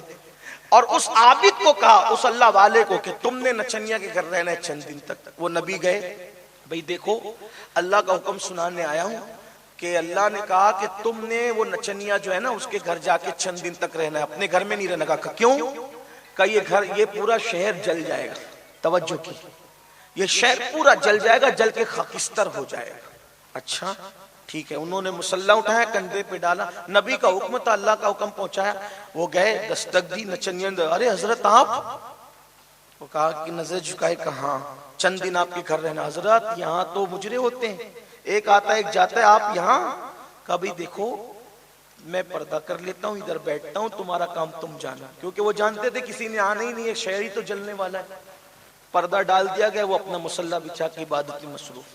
آگ وہ آسمان سے برسی، پورا شہر جل گیا، سب جل گئے. بچا کون؟ وہ نچنیا کا گھر، ایک اکیلی نچنیا کا گھر. سب کے گھر جل گئے. ایک پاپی عورت کا گھر بچا ہے، باقی سب کے گھر جل گئے. سارے نیک متقی پرہیزگار سب جو دکھاوے گئے، سب ہو گیا ختم معاملہ. جب کئی دن تک گھر جل جلا کر کے سب ختم ہو گئے، نبی واپس آئے. یہ صاحب باہر نکلے تو نبی نے پوچھا، اللہ ایک عابد، ایک نچنیا اور ایک تیرا نبی بچا. عابد تو عبادت کرتا رہا، یہ نچنیا کا کیا کمال ہے؟ اور اسی کا گھر بچا، اسی کا ایک کا گھر بچا، باقی سب جل گئے، سب ختم ہو گئے. کیوں سب کو جلا دیا؟ اب جواب سنو. جواب آتا ہے، اے نبی ایک کتا آیا اس بستی میں اور اس کتے کو خجلے کی بیماری تھی، خارش کی بیماری. بستی کے لوگوں نے کتا دیکھا تو اس کو ڈنڈے سے مار مار کے بستی کے باہر کیا تک اس کے پیر توڑ دیے. کتا چیختا چلاتا اس نچنیا کے گھر کے پاس پہنچا تو نچنیا نے کتا دیکھ کر کہا، افسوس ہے بستی والوں پر، یہ تو دیکھا کتا ہے، یہ کیوں نہیں دیکھا کہ اللہ کی مخلوق ہے. یہ تو دیکھا کتا ہے، یہ کیوں نہیں دیکھا کہ اللہ کی مخلوق ہے. اس پہ پٹی باندھی، کتے کو کھلایا پلایا، حتیٰ کہ کتا اچھا ہو کر کے چلا گیا. پوری بستی سے اس لیے ہم ناراض تھے کہ اس نے کتے پہ ظلم کیا، اور اس نچنیا سے اس لیے راضی تھے کہ اس کے سارے گناہ معاف کر دیے کیونکہ اس نے کتے کے ساتھ ہمدردی. پوری بستی جلا دی گئی ایک کتے پہ ظلم کی وجہ سے. اب پوچھتا ہوں کتے کے ساتھ ظلم کریں تو پوری بستی جل جاتی ہے. جو اپنے بھائی پہ ظلم کرے, جو اپنی ماں پہ ظلم کرے, جو اپنی بیوی پہ ظلم کرے, چھوٹی چھوٹی بات پر ایک دوسرے کے ساتھ لڑائی جھگڑے کرے, انجام کیا ہوگا؟ اصل تعلیمات اسلام کی ہم نے فراموش کر دی. آخری بات عرض کروں, اب بات مکمل کر لوں, کہ اللہ کے یہاں دل خوش کرنے سے بڑی کوئی نیکی نہیں اور دل دکھانے سے بڑا کوئی گناہ نہیں. اگر ہو سکے تو زندگی میں یہ طے کر لو کہ کسی کا دل نہیں دکھائیں, دل نہیں توڑیں. ہاں لیکن شریعت کا اور دین کا معاملہ آئے گا تو پھر کسی کی پرواہ نہیں کی جائے گی, لیکن اپنی ذاتی وجہ سے کسی کا دل نہیں توڑیں, دل نہیں دکھائیں. اس کے لیے بڑی سے بڑی قربانی دینی پڑے. صوفیہ فرماتے ہیں کسی بھی بندے کی الٹی گنتی اس وقت شروع ہوتی ہے جب وہ کسی کا دل توڑتا ہے. دل توڑنے سے پہلے کسی کی الٹی گنتی شروع نہیں ہوتی. اس سلسلے میں مجھے ایک بہت خوبصورت سی بات جو میں نے کئی مقام پر بیان کیا مجھے یاد آتی ہے, اور بہت پرانے وقت سے میں اس کا تذکرہ کر رہا ہوں. ہمارے مرشدوں میں, ہمارے مرشدوں کے مرشدوں میں ایک بہت بڑی شخصیت ہے حضرت سیدنا امام حسن بصری رضی اللہ تعالیٰ عنہ. امام حسن بصری ایک سفر میں ہے, کہیں جا رہے ہیں, راستے میں ایک بہشتی ملتا ہے. بہشتی سمجھتے ہیں نا, بہشتی پانی بیچنے والے کو بہشتی کہتے ہیں. ٹھیک, بہشتی سے آنکھیں چار ہوئی. اس نے کہا اللہ جو میرا پانی لے تو اس پہ رحمت فرما, کیونکہ صبح سے میرا پانی کسی نے خریدا نہیں اور میں خالی ہاتھ کیسے جاؤں, گھر جاؤں گا تو بچوں کو دوں گا کیا. امام حسن بصری نے پیسے دیے, پانی لیا اور پانی لے کر پینے لگے. تو کسی مرید نے کہا حضرت آپ کا روزہ یاد نہیں, آپ کو آپ کا روزہ نہیں یاد آپ کو؟ تو حضرت امام حسن بصری فرماتے ہیں بیٹا روزہ تو یاد ہے لیکن پی کر کے روزہ توڑ رہا ہوں. کیوں؟ اس لیے کہ نفل روزہ ہے, آج توڑ دوں گا تو کل اس کی قضا کر لوں گا, لیکن اگر اس کا دل ٹوٹ گیا تو دل ٹوٹنے کی قضا کب کر سکتا ہوں. یہ حال تھا. آخری بات کہنے لگا تھا لیکن میرے بھائی, بڑے بھائی کی ایک بات مجھے یاد آئی. جب عام انسان کا دل خوش کرو گے نا, عام انسان کا, تو اتنا ثواب ہے. اگر رسول اللہ کی اولاد کا دل خوش کرو گے تو پھر کتنا ثواب ہے. اس سلسلے میں ایک بات, بس پھر بات ختم. آج کل لوگ سادات کو, آل رسول کو بھی عام لوگوں میں ہی گن رہے ہیں. حالانکہ یاد رکھنا سادات کی دعا اور عام لوگوں کی دعا میں فرق. جب سادات دعا کرتے ہیں تو اس کی تائید کے لیے علی و فاطمہ کھڑے ہوتے ہیں. ہاں بڑی بات. سادات کا دل دکھانے سے سیدہ فاطمہ کا دل دکھ, اور وہ ناراض ہو تو اللہ ناراض ہو. حضرت سیدنا عبداللہ ابن مبارک کہتے ہیں, عبداللہ ابن مبارک بہت بڑی شخصیت ہے, اتنی بڑی ہستی ہے یہ کہ امام اعظم کہا کرتے تھے اگر قیامت کے دن اللہ مجھ سے پوچھے گا کہ نعمان تو میرے لیے کیا لایا ہے تو میں عبداللہ ابن مبارک کو پیش کر دوں گا. یہ عبداللہ ابن مبارک رضی اللہ تعالیٰ فرماتے ہیں, وہ خود بیان کرتے ہیں, راوی وہ ہیں کہ کچھ بزرگان دین حج کو جا رہے تھے تو میرے دل میں بھی شوق جاگا کہ میں بھی حج کر لوں. اب میں حج کرنے کے لیے جب قافلہ جانے والا تھا تو 500 دینار میرے پاس میں نے نکال لی حج کے لیے. 500 دینار مطلب دینار کہتے ہیں سونے کے سکوں کو. 500 سونے کے سکے تھے اور حج کو جانا تھا. چونکہ حج اس دور میں لوگ پیدل کرتے تھے, کھچروں پہ سواریوں پہ کرتے تھے, فلائٹیں نہیں تھی, اتنی سہولیات نہیں تھی, لوگ پیدل جاتے تھے, گھوڑوں پہ کھچروں پہ جاتے تھے, اور جاتے تھے تو کفن ساتھ لے جاتے تھے. آندھی طوفان آتی تھی تو ریت میں دب کے وہیں مر جاتے تھے.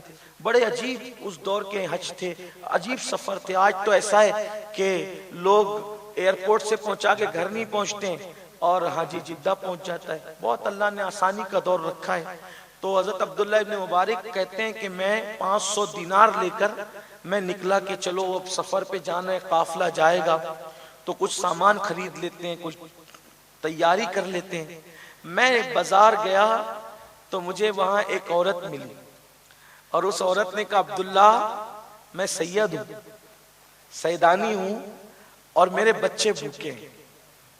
عبداللہ ابن مبارک کہتے ہیں کہ جب اس سیدانی کے بچوں کی بھوک میں نے سنی تو میرے دل میں خیال آیا, عبداللہ اے ابن مبارک, تو حج کر کے تو نبی کی بارگاہ میں جائے گا تو کیا منہ دکھائے گا؟ سیدانی بھوکی تھی بچوں کو لے کر, اور تو حضور کو منہ دکھانے کیا گیا؟ تو میں نے چند سکوں کی, حالانکہ 1 دینار بھی اس کو دے دیتا تو اس کا کام چل جاتا, میں نے 500 کے 500 دینار اس سیدہ کی جھولی میں ڈال دیا اور کہا سیدہ اب تجھے مانگنے کی ضرورت نہیں ہے, جا, تو اور تیرے بچے مانگنے سے بے نیاز ہو گئے, اور میرے دل سے حج کا خیال اللہ نے نکال دیا. میں تو اب نارمل زندگی گزار رہا تھا, لیکن جو میرے ساتھی حج کو گئے تھے جب وہ واپس آئے تو میں نے کہا کہ چلو اب ان کو مبارکباد دے دوں اور ان سے دعائیں لے لوں. تو جا کے کہتا حج مبارک, تو وہ بھی مجھے کہتے آپ کو بھی مبارک. میں دلی دل میں سوچتا یا اللہ میں نے تو حج کیا نہیں, یہ مجھے کون سی مبارکباد پیش کرتے ہیں. تو میں گھر گیا, میری آنکھ لگی تو خواب میں نے رسول اللہ کا دیدار کیا. میرے آقا نے خواب میں فرمایا اے عبداللہ ابن مبارک, یہ جو تجھے مبارکباد دے رہے نا حج کی, کیوں دے رہے پتہ ہے؟ کہ تو نے میری اولاد میں سے ایک سیدہ کی مدد کی اپنا حج روک کر کے, تو اللہ نے تیرا ہم شکل ایک فرشتہ پیدا کر دیا ہے, اور اب وہ قیامت تک تیری طرف سے حج کرتا رہے گا.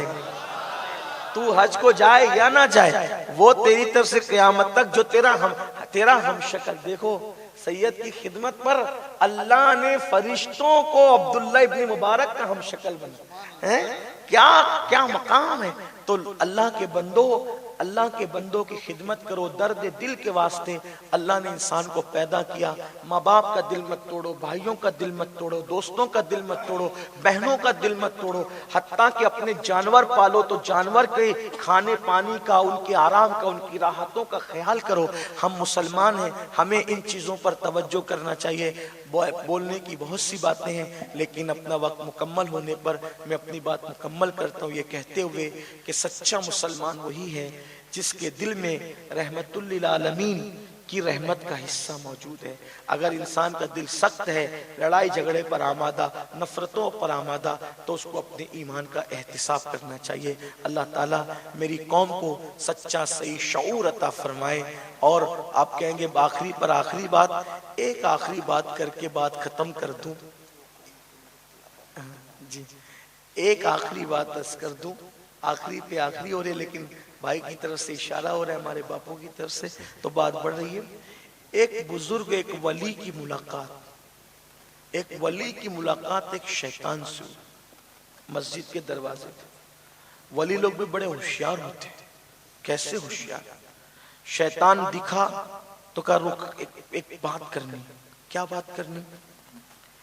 مجھے ایسا طریقہ بتا کہ میں تیرے جیسا بنوں.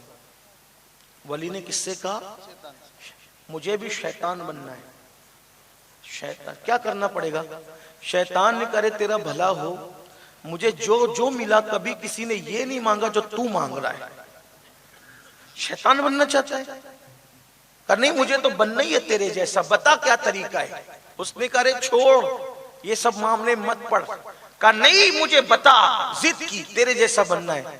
شیطان نے کہا اگر میرے جیسا بننا ہے تو 2 کام کر, ایک تو جھوٹی قسمیں کھایا کر, اور ایک تو نماز مت پڑھا کر.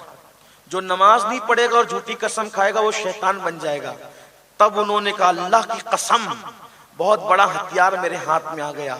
جب جھوٹی قسم کھانے سے اور نماز چھوڑنے سے انسان شیطان بنتا ہے, اللہ کی قسم جان دوں گا لیکن آج کے بعد کبھی جھوٹی قسم نہیں کھاؤں گا, اور مر جاؤں گا لیکن کبھی نماز نہیں چھوڑوں گا.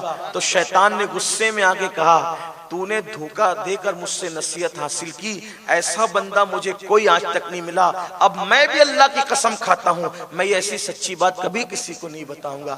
آپ اندازہ فرمائے جھوٹی قسم اور بے نمازی پن انسان کو شیطان بناتا ہے. آج بتاؤ اپنی زندگی میں نماز ہے؟ کیا بن رہے ہیں ہم, کیا بن رہے ہیں؟ اور پھر یہی شیطان اللہ کے رسول علیہ السلام فرماتے ہیں جو دو قوموں میں آپس میں لڑائے گا، جو دو قوموں کو آپس میں لڑائے گا، آقا فرماتے ہیں وہ انسان کی نہیں بلکہ وہ شیطان کی اولاد ہے۔ حضور نے اس کو شیطان کی ذریت فرمایا۔ آج چھوٹی چھوٹی بات پہ لڑتے بھی لڑاتے بھی، مسلمانوں کا اتحاد کل جتنا ضروری تھا اس سے زیادہ آج ضروری ہے۔ برادری کی بنیاد پہ، سلسلے کی بنیاد پہ، اداروں کی بنیاد پہ، تنظیموں کی بنیاد پہ نہ لڑو۔ اللہ نے ہمیں ایک آدم سے پیدا کیا، کوئی گورے کو کسی کالے پر، کسی کالے کو کسی گورے پر، کسی عربی کو کسی اجمی پر، کسی اجمی کو کسی عربی پر، کوئی فضیلت نہیں سوائے یہ کہ ان اکرمکم عند اللہ اتقاکم۔ کون بہتر ہے ہمیں نہیں پتا، اپنے آپ کو کسی سے بہتر مت سمجھو۔ ہو سکتا ہے تم جس کو حقیر سمجھ رہے ہو وہ تم سے بہتر ہو۔ ایک مرتبہ امام حسن بصری دریا کی سیر کو گئے، دریا کی سیر کو گئے تو کیا دیکھا؟ ایک آدمی ہے جو ایک عورت کو اپنی گود میں لے کے بیٹھا ہے، کچھ پی رہا ہے۔ تو امام حسن بصری کے دل میں خیال آیا اس سے تو میں بہتر ہوں، میں کبھی کسی عورت کو اس طرح گود میں لے کے نہیں بیٹھتا، کبھی شراب نہیں پیتا، شراب پی رہا ہے اور عورت کو گود میں لے کے بیٹھا ہے۔ یہ سوچنا تھا، جیسے ہی سوچا دریا سے آواز آئی بچاؤ بچاؤ بچاؤ۔ وہ آدمی اس عورت کو ہٹایا اور دریا میں چھلانگا، ایک کو نکالا، دو کو نکالا، تین کو نکالا، ایک بندے کو چھوڑ کے واپس جانے لگا۔ انہوں نے کہا اللہ کے بندے اس کو بھی نکال دے، اس کا کیا قصور ہے؟ تو اس نے کہا آپ تو مجھ سے بہتر ہو نا، واہ واہ واہ واہ، کیا بات ہے، واہ واہ۔ آپ تو مجھ سے بہتر ہو، تین کو میں نے بچایا، ایک ہی کو آپ بچا لیتے۔ امام حسن بصری کہتے ہیں تب مجھے احساس ہوا یہ تو میرے دل کے حالات بھی جانتا ہے۔ تب اس نے کہا کسی سے بدگمانی مت کیا کرو، وہ عورت میری ماں ہے، ماں، اور میں شراب نہیں پی رہا تھا، میں تو شربت پی رہا تھا۔ سبحان اللہ سبحان اللہ۔ تو کسی سے بدگمانی کرنے کی بنیاد پہ اختلافات ہوتے ہیں، لڑائی ہوتی ہے۔ صلح کرنے والے بنو، ملنے والے بنو، ملانے والے بنو، اختلاف پیدا کرنے والے مت بنو۔ اتحاد زندگی ہے، انتشار موت ہے۔ وہ پٹھان ہے، وہ مرزا ہے، وہ شیخ ہے، وہ انصاری ہے، وہ فلاں ہے، وہ فلاں ہے، اور لڑ رہے ہو آپس میں۔ نہیں، ہم سب حضور کی امتی ہیں۔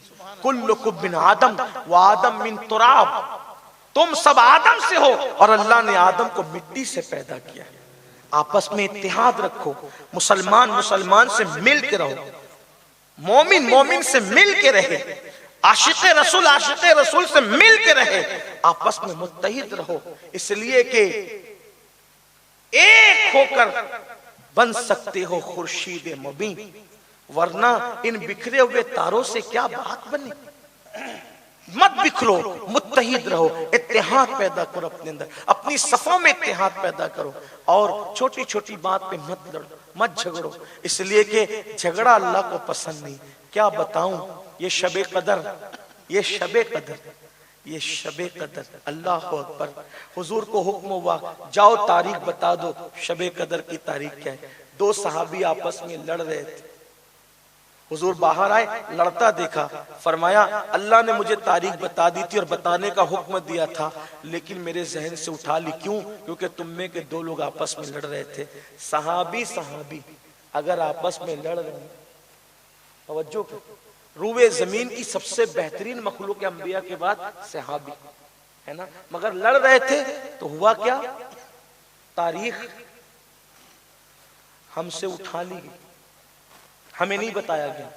جب صحابہ کی آپس کی نوک جھوک سے یہ حادثہ ہو سکتا ہے تو ہم تو گنہگار لوگ، پاپی لوگ ہیں۔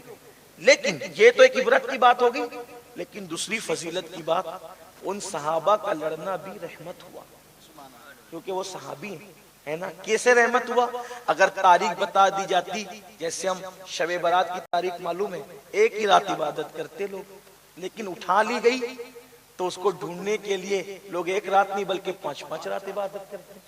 یہ بھی ایک چیز ہے، لیکن حقیقت توجہ فرمائیں، اس لیے لڑو نہیں، جس گھر میں میاں بیوی کا جھگڑا ہوتا ہے 40 دن تک اس گھر میں رحمت کے فرشتے نہیں آتے. بیوی سے مت لڑا کرو, انہیں مارا مت کرو. آقا فرماتے ہیں جو اپنی بیوی کو مارے اللہ کی اس پہ لعنت ہو.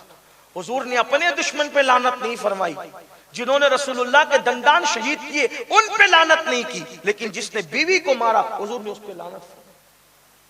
اس لیے متحد رہو, اتحاد. اور کبھی ایک چیز آپ سے کہتا ہوں, اتحاد پیدا کرنے کا آسان طریقہ کیا طریقہ ہے؟ آسان طریقہ. لوگوں سے اپنا حق مانگنے کی بجائے لوگوں کو اس کے حقوق ادا کرتے رہو. آپ کا کبھی کسی سے جھگڑا ہو ہی نہیں سکتا. مطلب کیا؟ آسان سے سمجھاؤں. یہ کرسی ہے, ایک ہی کرسی, ٹھیک.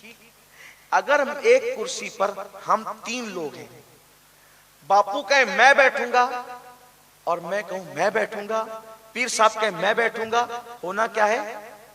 کیا ہوگا؟ جھگڑا. لیکن اگر میں بیٹھنے کی بجائے ہم یہ کہیں نہیں آپ بیٹھیے, نہیں آپ بیٹھیے, نہیں آپ بیٹھیے, جھگڑا نہیں ہوگا, محبت بڑھے گی, ہے نا. تم لوگوں سے اپنا حق مانگنے کی بجائے لوگوں کو عطا کرو. مانگنے والا ذلیل ہوتا ہے, دینے والا محبوب ہوتا ہے. اسی لیے آپ دیکھو جتنے ولی تمہیں ملیں گے کوئی مانگنے والا نہیں ملے گا, ہر ولی تمہیں دینے والا ملے گا. ہر ولی کو دیکھ لو, ہر ولی تمہیں غریب نواز دینے والے, غوث پاک دینے والے, صابر پاک دینے والے, محبوب الہی دینے والے, بختیار کاکی دینے والے. ہر ولی لٹانے والا ہوتا ہے ولی, لوٹنے والا نہیں ہوتا. اس لیے اپنا حق مت مانگو, لوگوں کو حق دیتے رہو, نوازتے رہو, عطا کرتے رہو. بلکہ میرے نبی بھی تو دینے ہی کے لیے آئے تھے. اسی لیے تو میرے امام کہتے ہیں کون دیتا ہے دینے کو منہ چاہیے, دینے والا ہے سچا ہمارا نبی. حضور نے کبھی کسی سے کچھ مانگا نہیں. تو اس لیے اتحاد کے ساتھ رہو, اتفاق کے ساتھ رہو, ایک دوسرے سے صلح کرو. اگر کوئی ناراض ہو جائے نا اس کو خود ہی منایا کرو, اس کی بھی برکت ہے. باتیں بند مت کرو, خود منایا کرو. ایک مرتبہ امام حسن اور امام حسین میں اختلاف ہوا, بچپنے میں تھے, 3 دن ہو گئے, بات چیت بند تھی, تیسرا دن ختم ہونے والا. آقا فرماتے ہیں اگر بات چیت بند بھی ہو جائے 3 دن سے زیادہ بند نہیں کرنا. تم 3 دن سے زیادہ بند کرو گے بات چیت آپس میں تو تمہاری عبادتیں قبول ہونا ہی بند ہو گئی. ٹھیک, 3 دن کی اجازت ہے, بلکہ اجازت سے مراد ہے کہ آخری اینڈ 3 دن ہے, بات تو بند کرنی ہی نہیں چاہیے. لیکن اگر ایسے حالات پیدا ہو گئے تو 3 دن سے زیادہ کی اجازت نہیں. 3 دن ہو گئے, امام حسین نے امام حسن کو خط لکھا, بھیا سرکار نے 3 دن سے زیادہ بات بند کرنے کے لیے منع فرمایا ہے, لیکن یہ بھی کہا جو پہلے بات شروع کرے گا وہ پہلے جنت میں جائے گا. میں پہلے شروع کر سکتا تھا لیکن چھوٹا ہوں نا تم سے, تو چاہتا ہوں کہ پہلے آپ جنت میں جائیں, اس لیے پہلے آپ آ کر مجھ سے بات شروع کریں. یہ ہوتی بات. اس لیے میرے بھائیوں ایک دوسرے سے خود ہی دیکھو, معافی مانگنے والا کبھی چھوٹا نہیں ہوتا, معاف کرنے والا کبھی چھوٹا نہیں ہوتا. باپ کا قاتل بھی, توجہ آپ کی, باپ کا قاتل بھی اگر معافی مانگنے کے لیے آ جائے تو مسلمان کا یہ حق بنتا ہے کہ اس کو معاف کر دے. بات آخری ہو رہی تھی, لیکن اس پہ ایک روایت پڑھوں آپ کے سامنے, پڑھ سکتا ہوں؟ آؤ دیکھو. اللہ اکبر. مورخ نے لکھا ہے, پتہ نہیں مورخ نے کہاں تک انصاف کیا ہے, لیکن فتح مکہ کے دن اللہ کے رسول نے فرمایا یہ لوگ جہاں نظر آئے ان کو وہیں قتل کر دو. حضور نے کہا, کیونکہ ان لوگوں نے ایسے کام ہی کیے تھے. ان میں سے ایک نام تھا وحشی. وحشی ایک چھوٹے قد کا, سیاہ رنگ کا, چھوٹی چھوٹی آنکھیں, لال لال, ایک حبشی غلام تھا اور اس کا نشانہ بڑا تیز تھا. اس نے حضرت امیر حمزہ کو شہید کیا. اور امیر حمزہ کون؟ حضور کے سگے چچا, حضور کے چچا, اور اتنے چہیتے کہ دونوں چچا ہونے کے بعد بھی ایک دوسرے کے رضائی بھائی بھی تھے, اور بہت محبت تھی دونوں کے درمیان. اتنی محبت تھی, ایمان نہیں لائے تھے حضرت امیر حمزہ تب بھی بہت محبت کرتے تھے, پھر ایمان لے آئے. بلکہ ایمان لانے کا واقعہ بھی محبت ہی بنا. کیا محبت بنا؟ ایک مرتبہ حضور کعبے کے پاس کھڑے ہو کے عبادت کر رہے تھے, امیر حمزہ گئے ہوئے تھے شکار کے لیے. شکار بہت پسند تھا، شکار کرنا، گئے تھے شکار. اچھا جب شکار کر کے آتے تھے نا تو آگے رکھ کے لاتے تھے سینہ تان کے کہ میں کتنا شکار لاتا ہوں. بڑا اور چوڑا سینہ تھا، بہت خوبصورت تھے، اونچے قد کے تھے، بڑے بہادر امیر حمزہ رضی اللہ تبارک و تعالیٰ. تو شکار پہ گئے ہوئے تھے. میرے آقا کعبہ شریف کے پاس کھڑے ہو کے عبادت کر رہے تھے. ابو جہل آیا، حضور کا سر پکڑا اور کعبے کی دیوار سے ٹکرانا شروع کیا. جب حضور کا سر اس نے کعبے سے ٹکرایا، سر پھٹ گیا. جب سر پھٹ گیا، یہ منظر امیر حمزہ کی بیوی نے اور ان کی کنیز نے دیکھا. دونوں غصے میں، چچی تھی نا، چچی تھی، غصے میں آئی. اور میرے آقا جب سر پکڑ کر کے گھر گئے تو یہ بھی تاریخ ہے کہ اس دن میرے نبی کے گھر میں اس زخمی سر پر پٹی باندھنے کے لیے کپڑا بھی موجود نہیں تھا. میرے اور تمہارے نبی نے اتنی محنت سے یہ اللہ کا دین ہم تک پہنچایا کہ اگر وہ زخمی ہو جاتے تھے تو ان کے سر پہ کبھی کبھی گھر میں ان دنوں پٹی باندھنے کے لیے کپڑا بھی میسر نہیں آتا تھا. اللہ اس خاتون پر رحمتیں اور سلام نازل فرمائے. جب ماں خدیجہ دیکھتی تھی کہ گھر میں کوئی کپڑا نہیں ہے پٹی باندھنے کے لیے تو اپنے دوپٹے کو پھاڑ کر رسول اللہ کی زخموں کو باندھ دیا.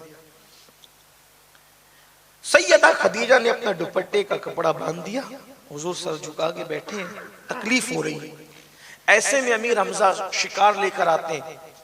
بیوی کہتی ہے کیا شکار پہ اتراتے ہو؟ تمہارے بھتیجے کو ایسے لوگ مار پیٹ کے نکل جاتے ہیں، کوئی بولنے والا نہیں. عبداللہ کا در یتیم اگر ان کے والد عبداللہ ہوتے تو ایسے ہی ہوتا. جب بیوی نے خوب تانے دیے اترے، کیا ہوا؟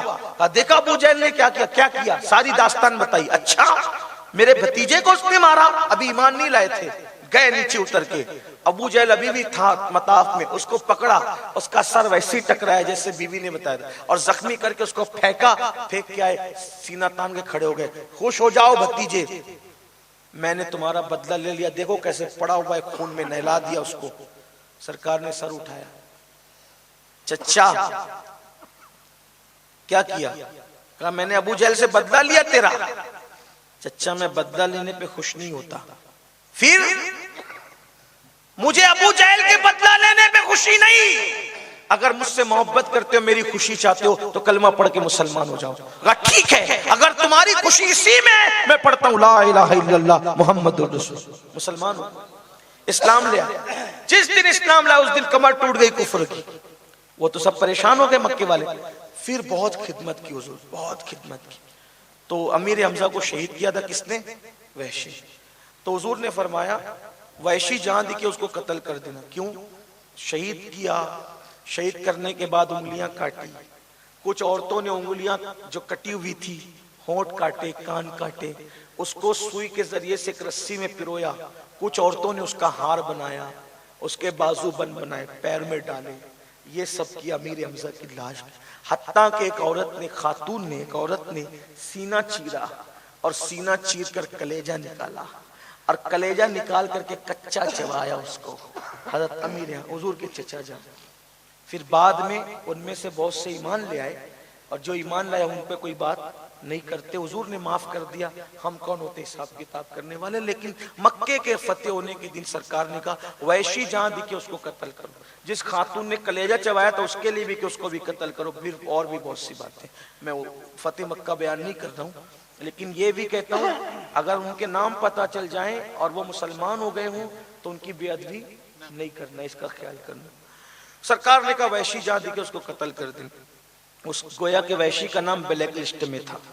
کسی نے کہا وحشی آج مکے پہ محمد الرسول اللہ کی حکومت ہے، وہ فاتح بن کر آئے اور تو نے ان کے چچا کو قتل کیا ہے. وحشی مکے چھوڑ کے بھاگ جا کیونکہ تیرا نام بلیک لسٹ میں کہ جہاں وحشی دکھے قتل کرو. وحشی نے کہا ایسی بات ہے، ٹھیک ہے، تو میں ان کے غلاموں کے ہاتھوں سے کیوں قتل ہوں؟ پھر میں انہی کے ہاتھوں سے قتل نہ ہو جاؤں؟ اس لیے کہ عرب کا دستور تھا کوئی بڑا آدمی کسی کو مارے تو بھی بڑی فخر، کوئی بڑے آدمی کو مارے تو بھی فخر کرتے تھے، کوئی بڑا آدمی مارے تو بھی فخر کرتے تھے. ایسے ان کے ہاتھ سے قتل نہ ہو جاؤں. حضور علیہ السلام بیٹھے ہوئے وحشی گیا, ابھی تک حضور علیہ السلام نے وحشی کو دیکھا نہیں تھا. وحشی گیا, کھڑا ہو گیا اور کہا اے محمد روحی فدا صلی اللہ علیہ وسلم, کیا مجھے آپ معاف نہیں کر سکتے؟ کیا کہا؟ آپ مجھے معاف نہیں کر سکتے؟ سرکار نے نظریں اٹھائی, کون ہے تو؟ میں وحشی ہوں, حمزہ کا قاتل. ہاں, معاف نہیں کر سکتے؟ سرکار نے کہا کر سکتا ہوں. کون؟ چچا کا قاتل, سینہ چیرنے والا, کلیجہ نکال کے دینے والا, کسی کو چبانے کے لیے, انگلیاں کاٹنے والا, ہونٹ کاٹنے والا, اور آئے معافی مانگنے کے لیے. فرمایا معاف کر سکتا ہوں, کلمہ پڑھ مسلمان ہو جا, معاف کر دوں گا. وحشی ہوشیار تھا. مورخ لکھتا ہے اس نے کہا اگر آپ معاف کر دیں گے اور آپ کا اللہ معاف نہ کرے تو؟ سرکار نے فرمایا میں معاف کر دوں گا تو میرا اللہ بھی معاف کر دے گا. اگر نہیں معاف کیا تو؟ قربان, کہاں تک تاریخ دانوں نے انصاف کیا مجھے نہیں پتا, لیکن مورخ ایک جملہ لکھتا ہے کہ جب وحشی نے کہا اگر آپ نے معاف کر دیا اور آپ کا اللہ معاف نہ کرے تو وحشی کو میرے آقا فرماتے ہیں وحشی امت کے لیے ایک سجدہ کروں گا, اور اگر اس نے تجھے معاف نہیں کیا تو تیرے اکیلے کے لیے ایک سجدہ کر کے تیری مغفرت کرواؤں. وحشی نے پھر کلمہ پڑھا, مسلمان ہو گئے. لیکن پھر حضور نے فرمایا کیسے قتل کیا تھا, ساری داستان سنی اور روتے رہے, اور پھر فرمایا کہ میرے سامنے مت آنا, کہیں مجھے حمزہ کی شہادت تیرے سامنے آنے سے یاد نہ آئے. لیکن حضور نے معاف کیا. ایک مومن کی شان ہے, باپ کا قاتل بھی اگر آ کر معافی طلب کرے معاف کرنا چاہیے. کوئی معافی مانگنے آتا ہے, لوگ کہتے ہیں میں تجھے معاف نہیں کروں گا. کیا کہتے ہیں؟ میں تجھے معاف نہیں کروں گا. کیا انجام ہوگا؟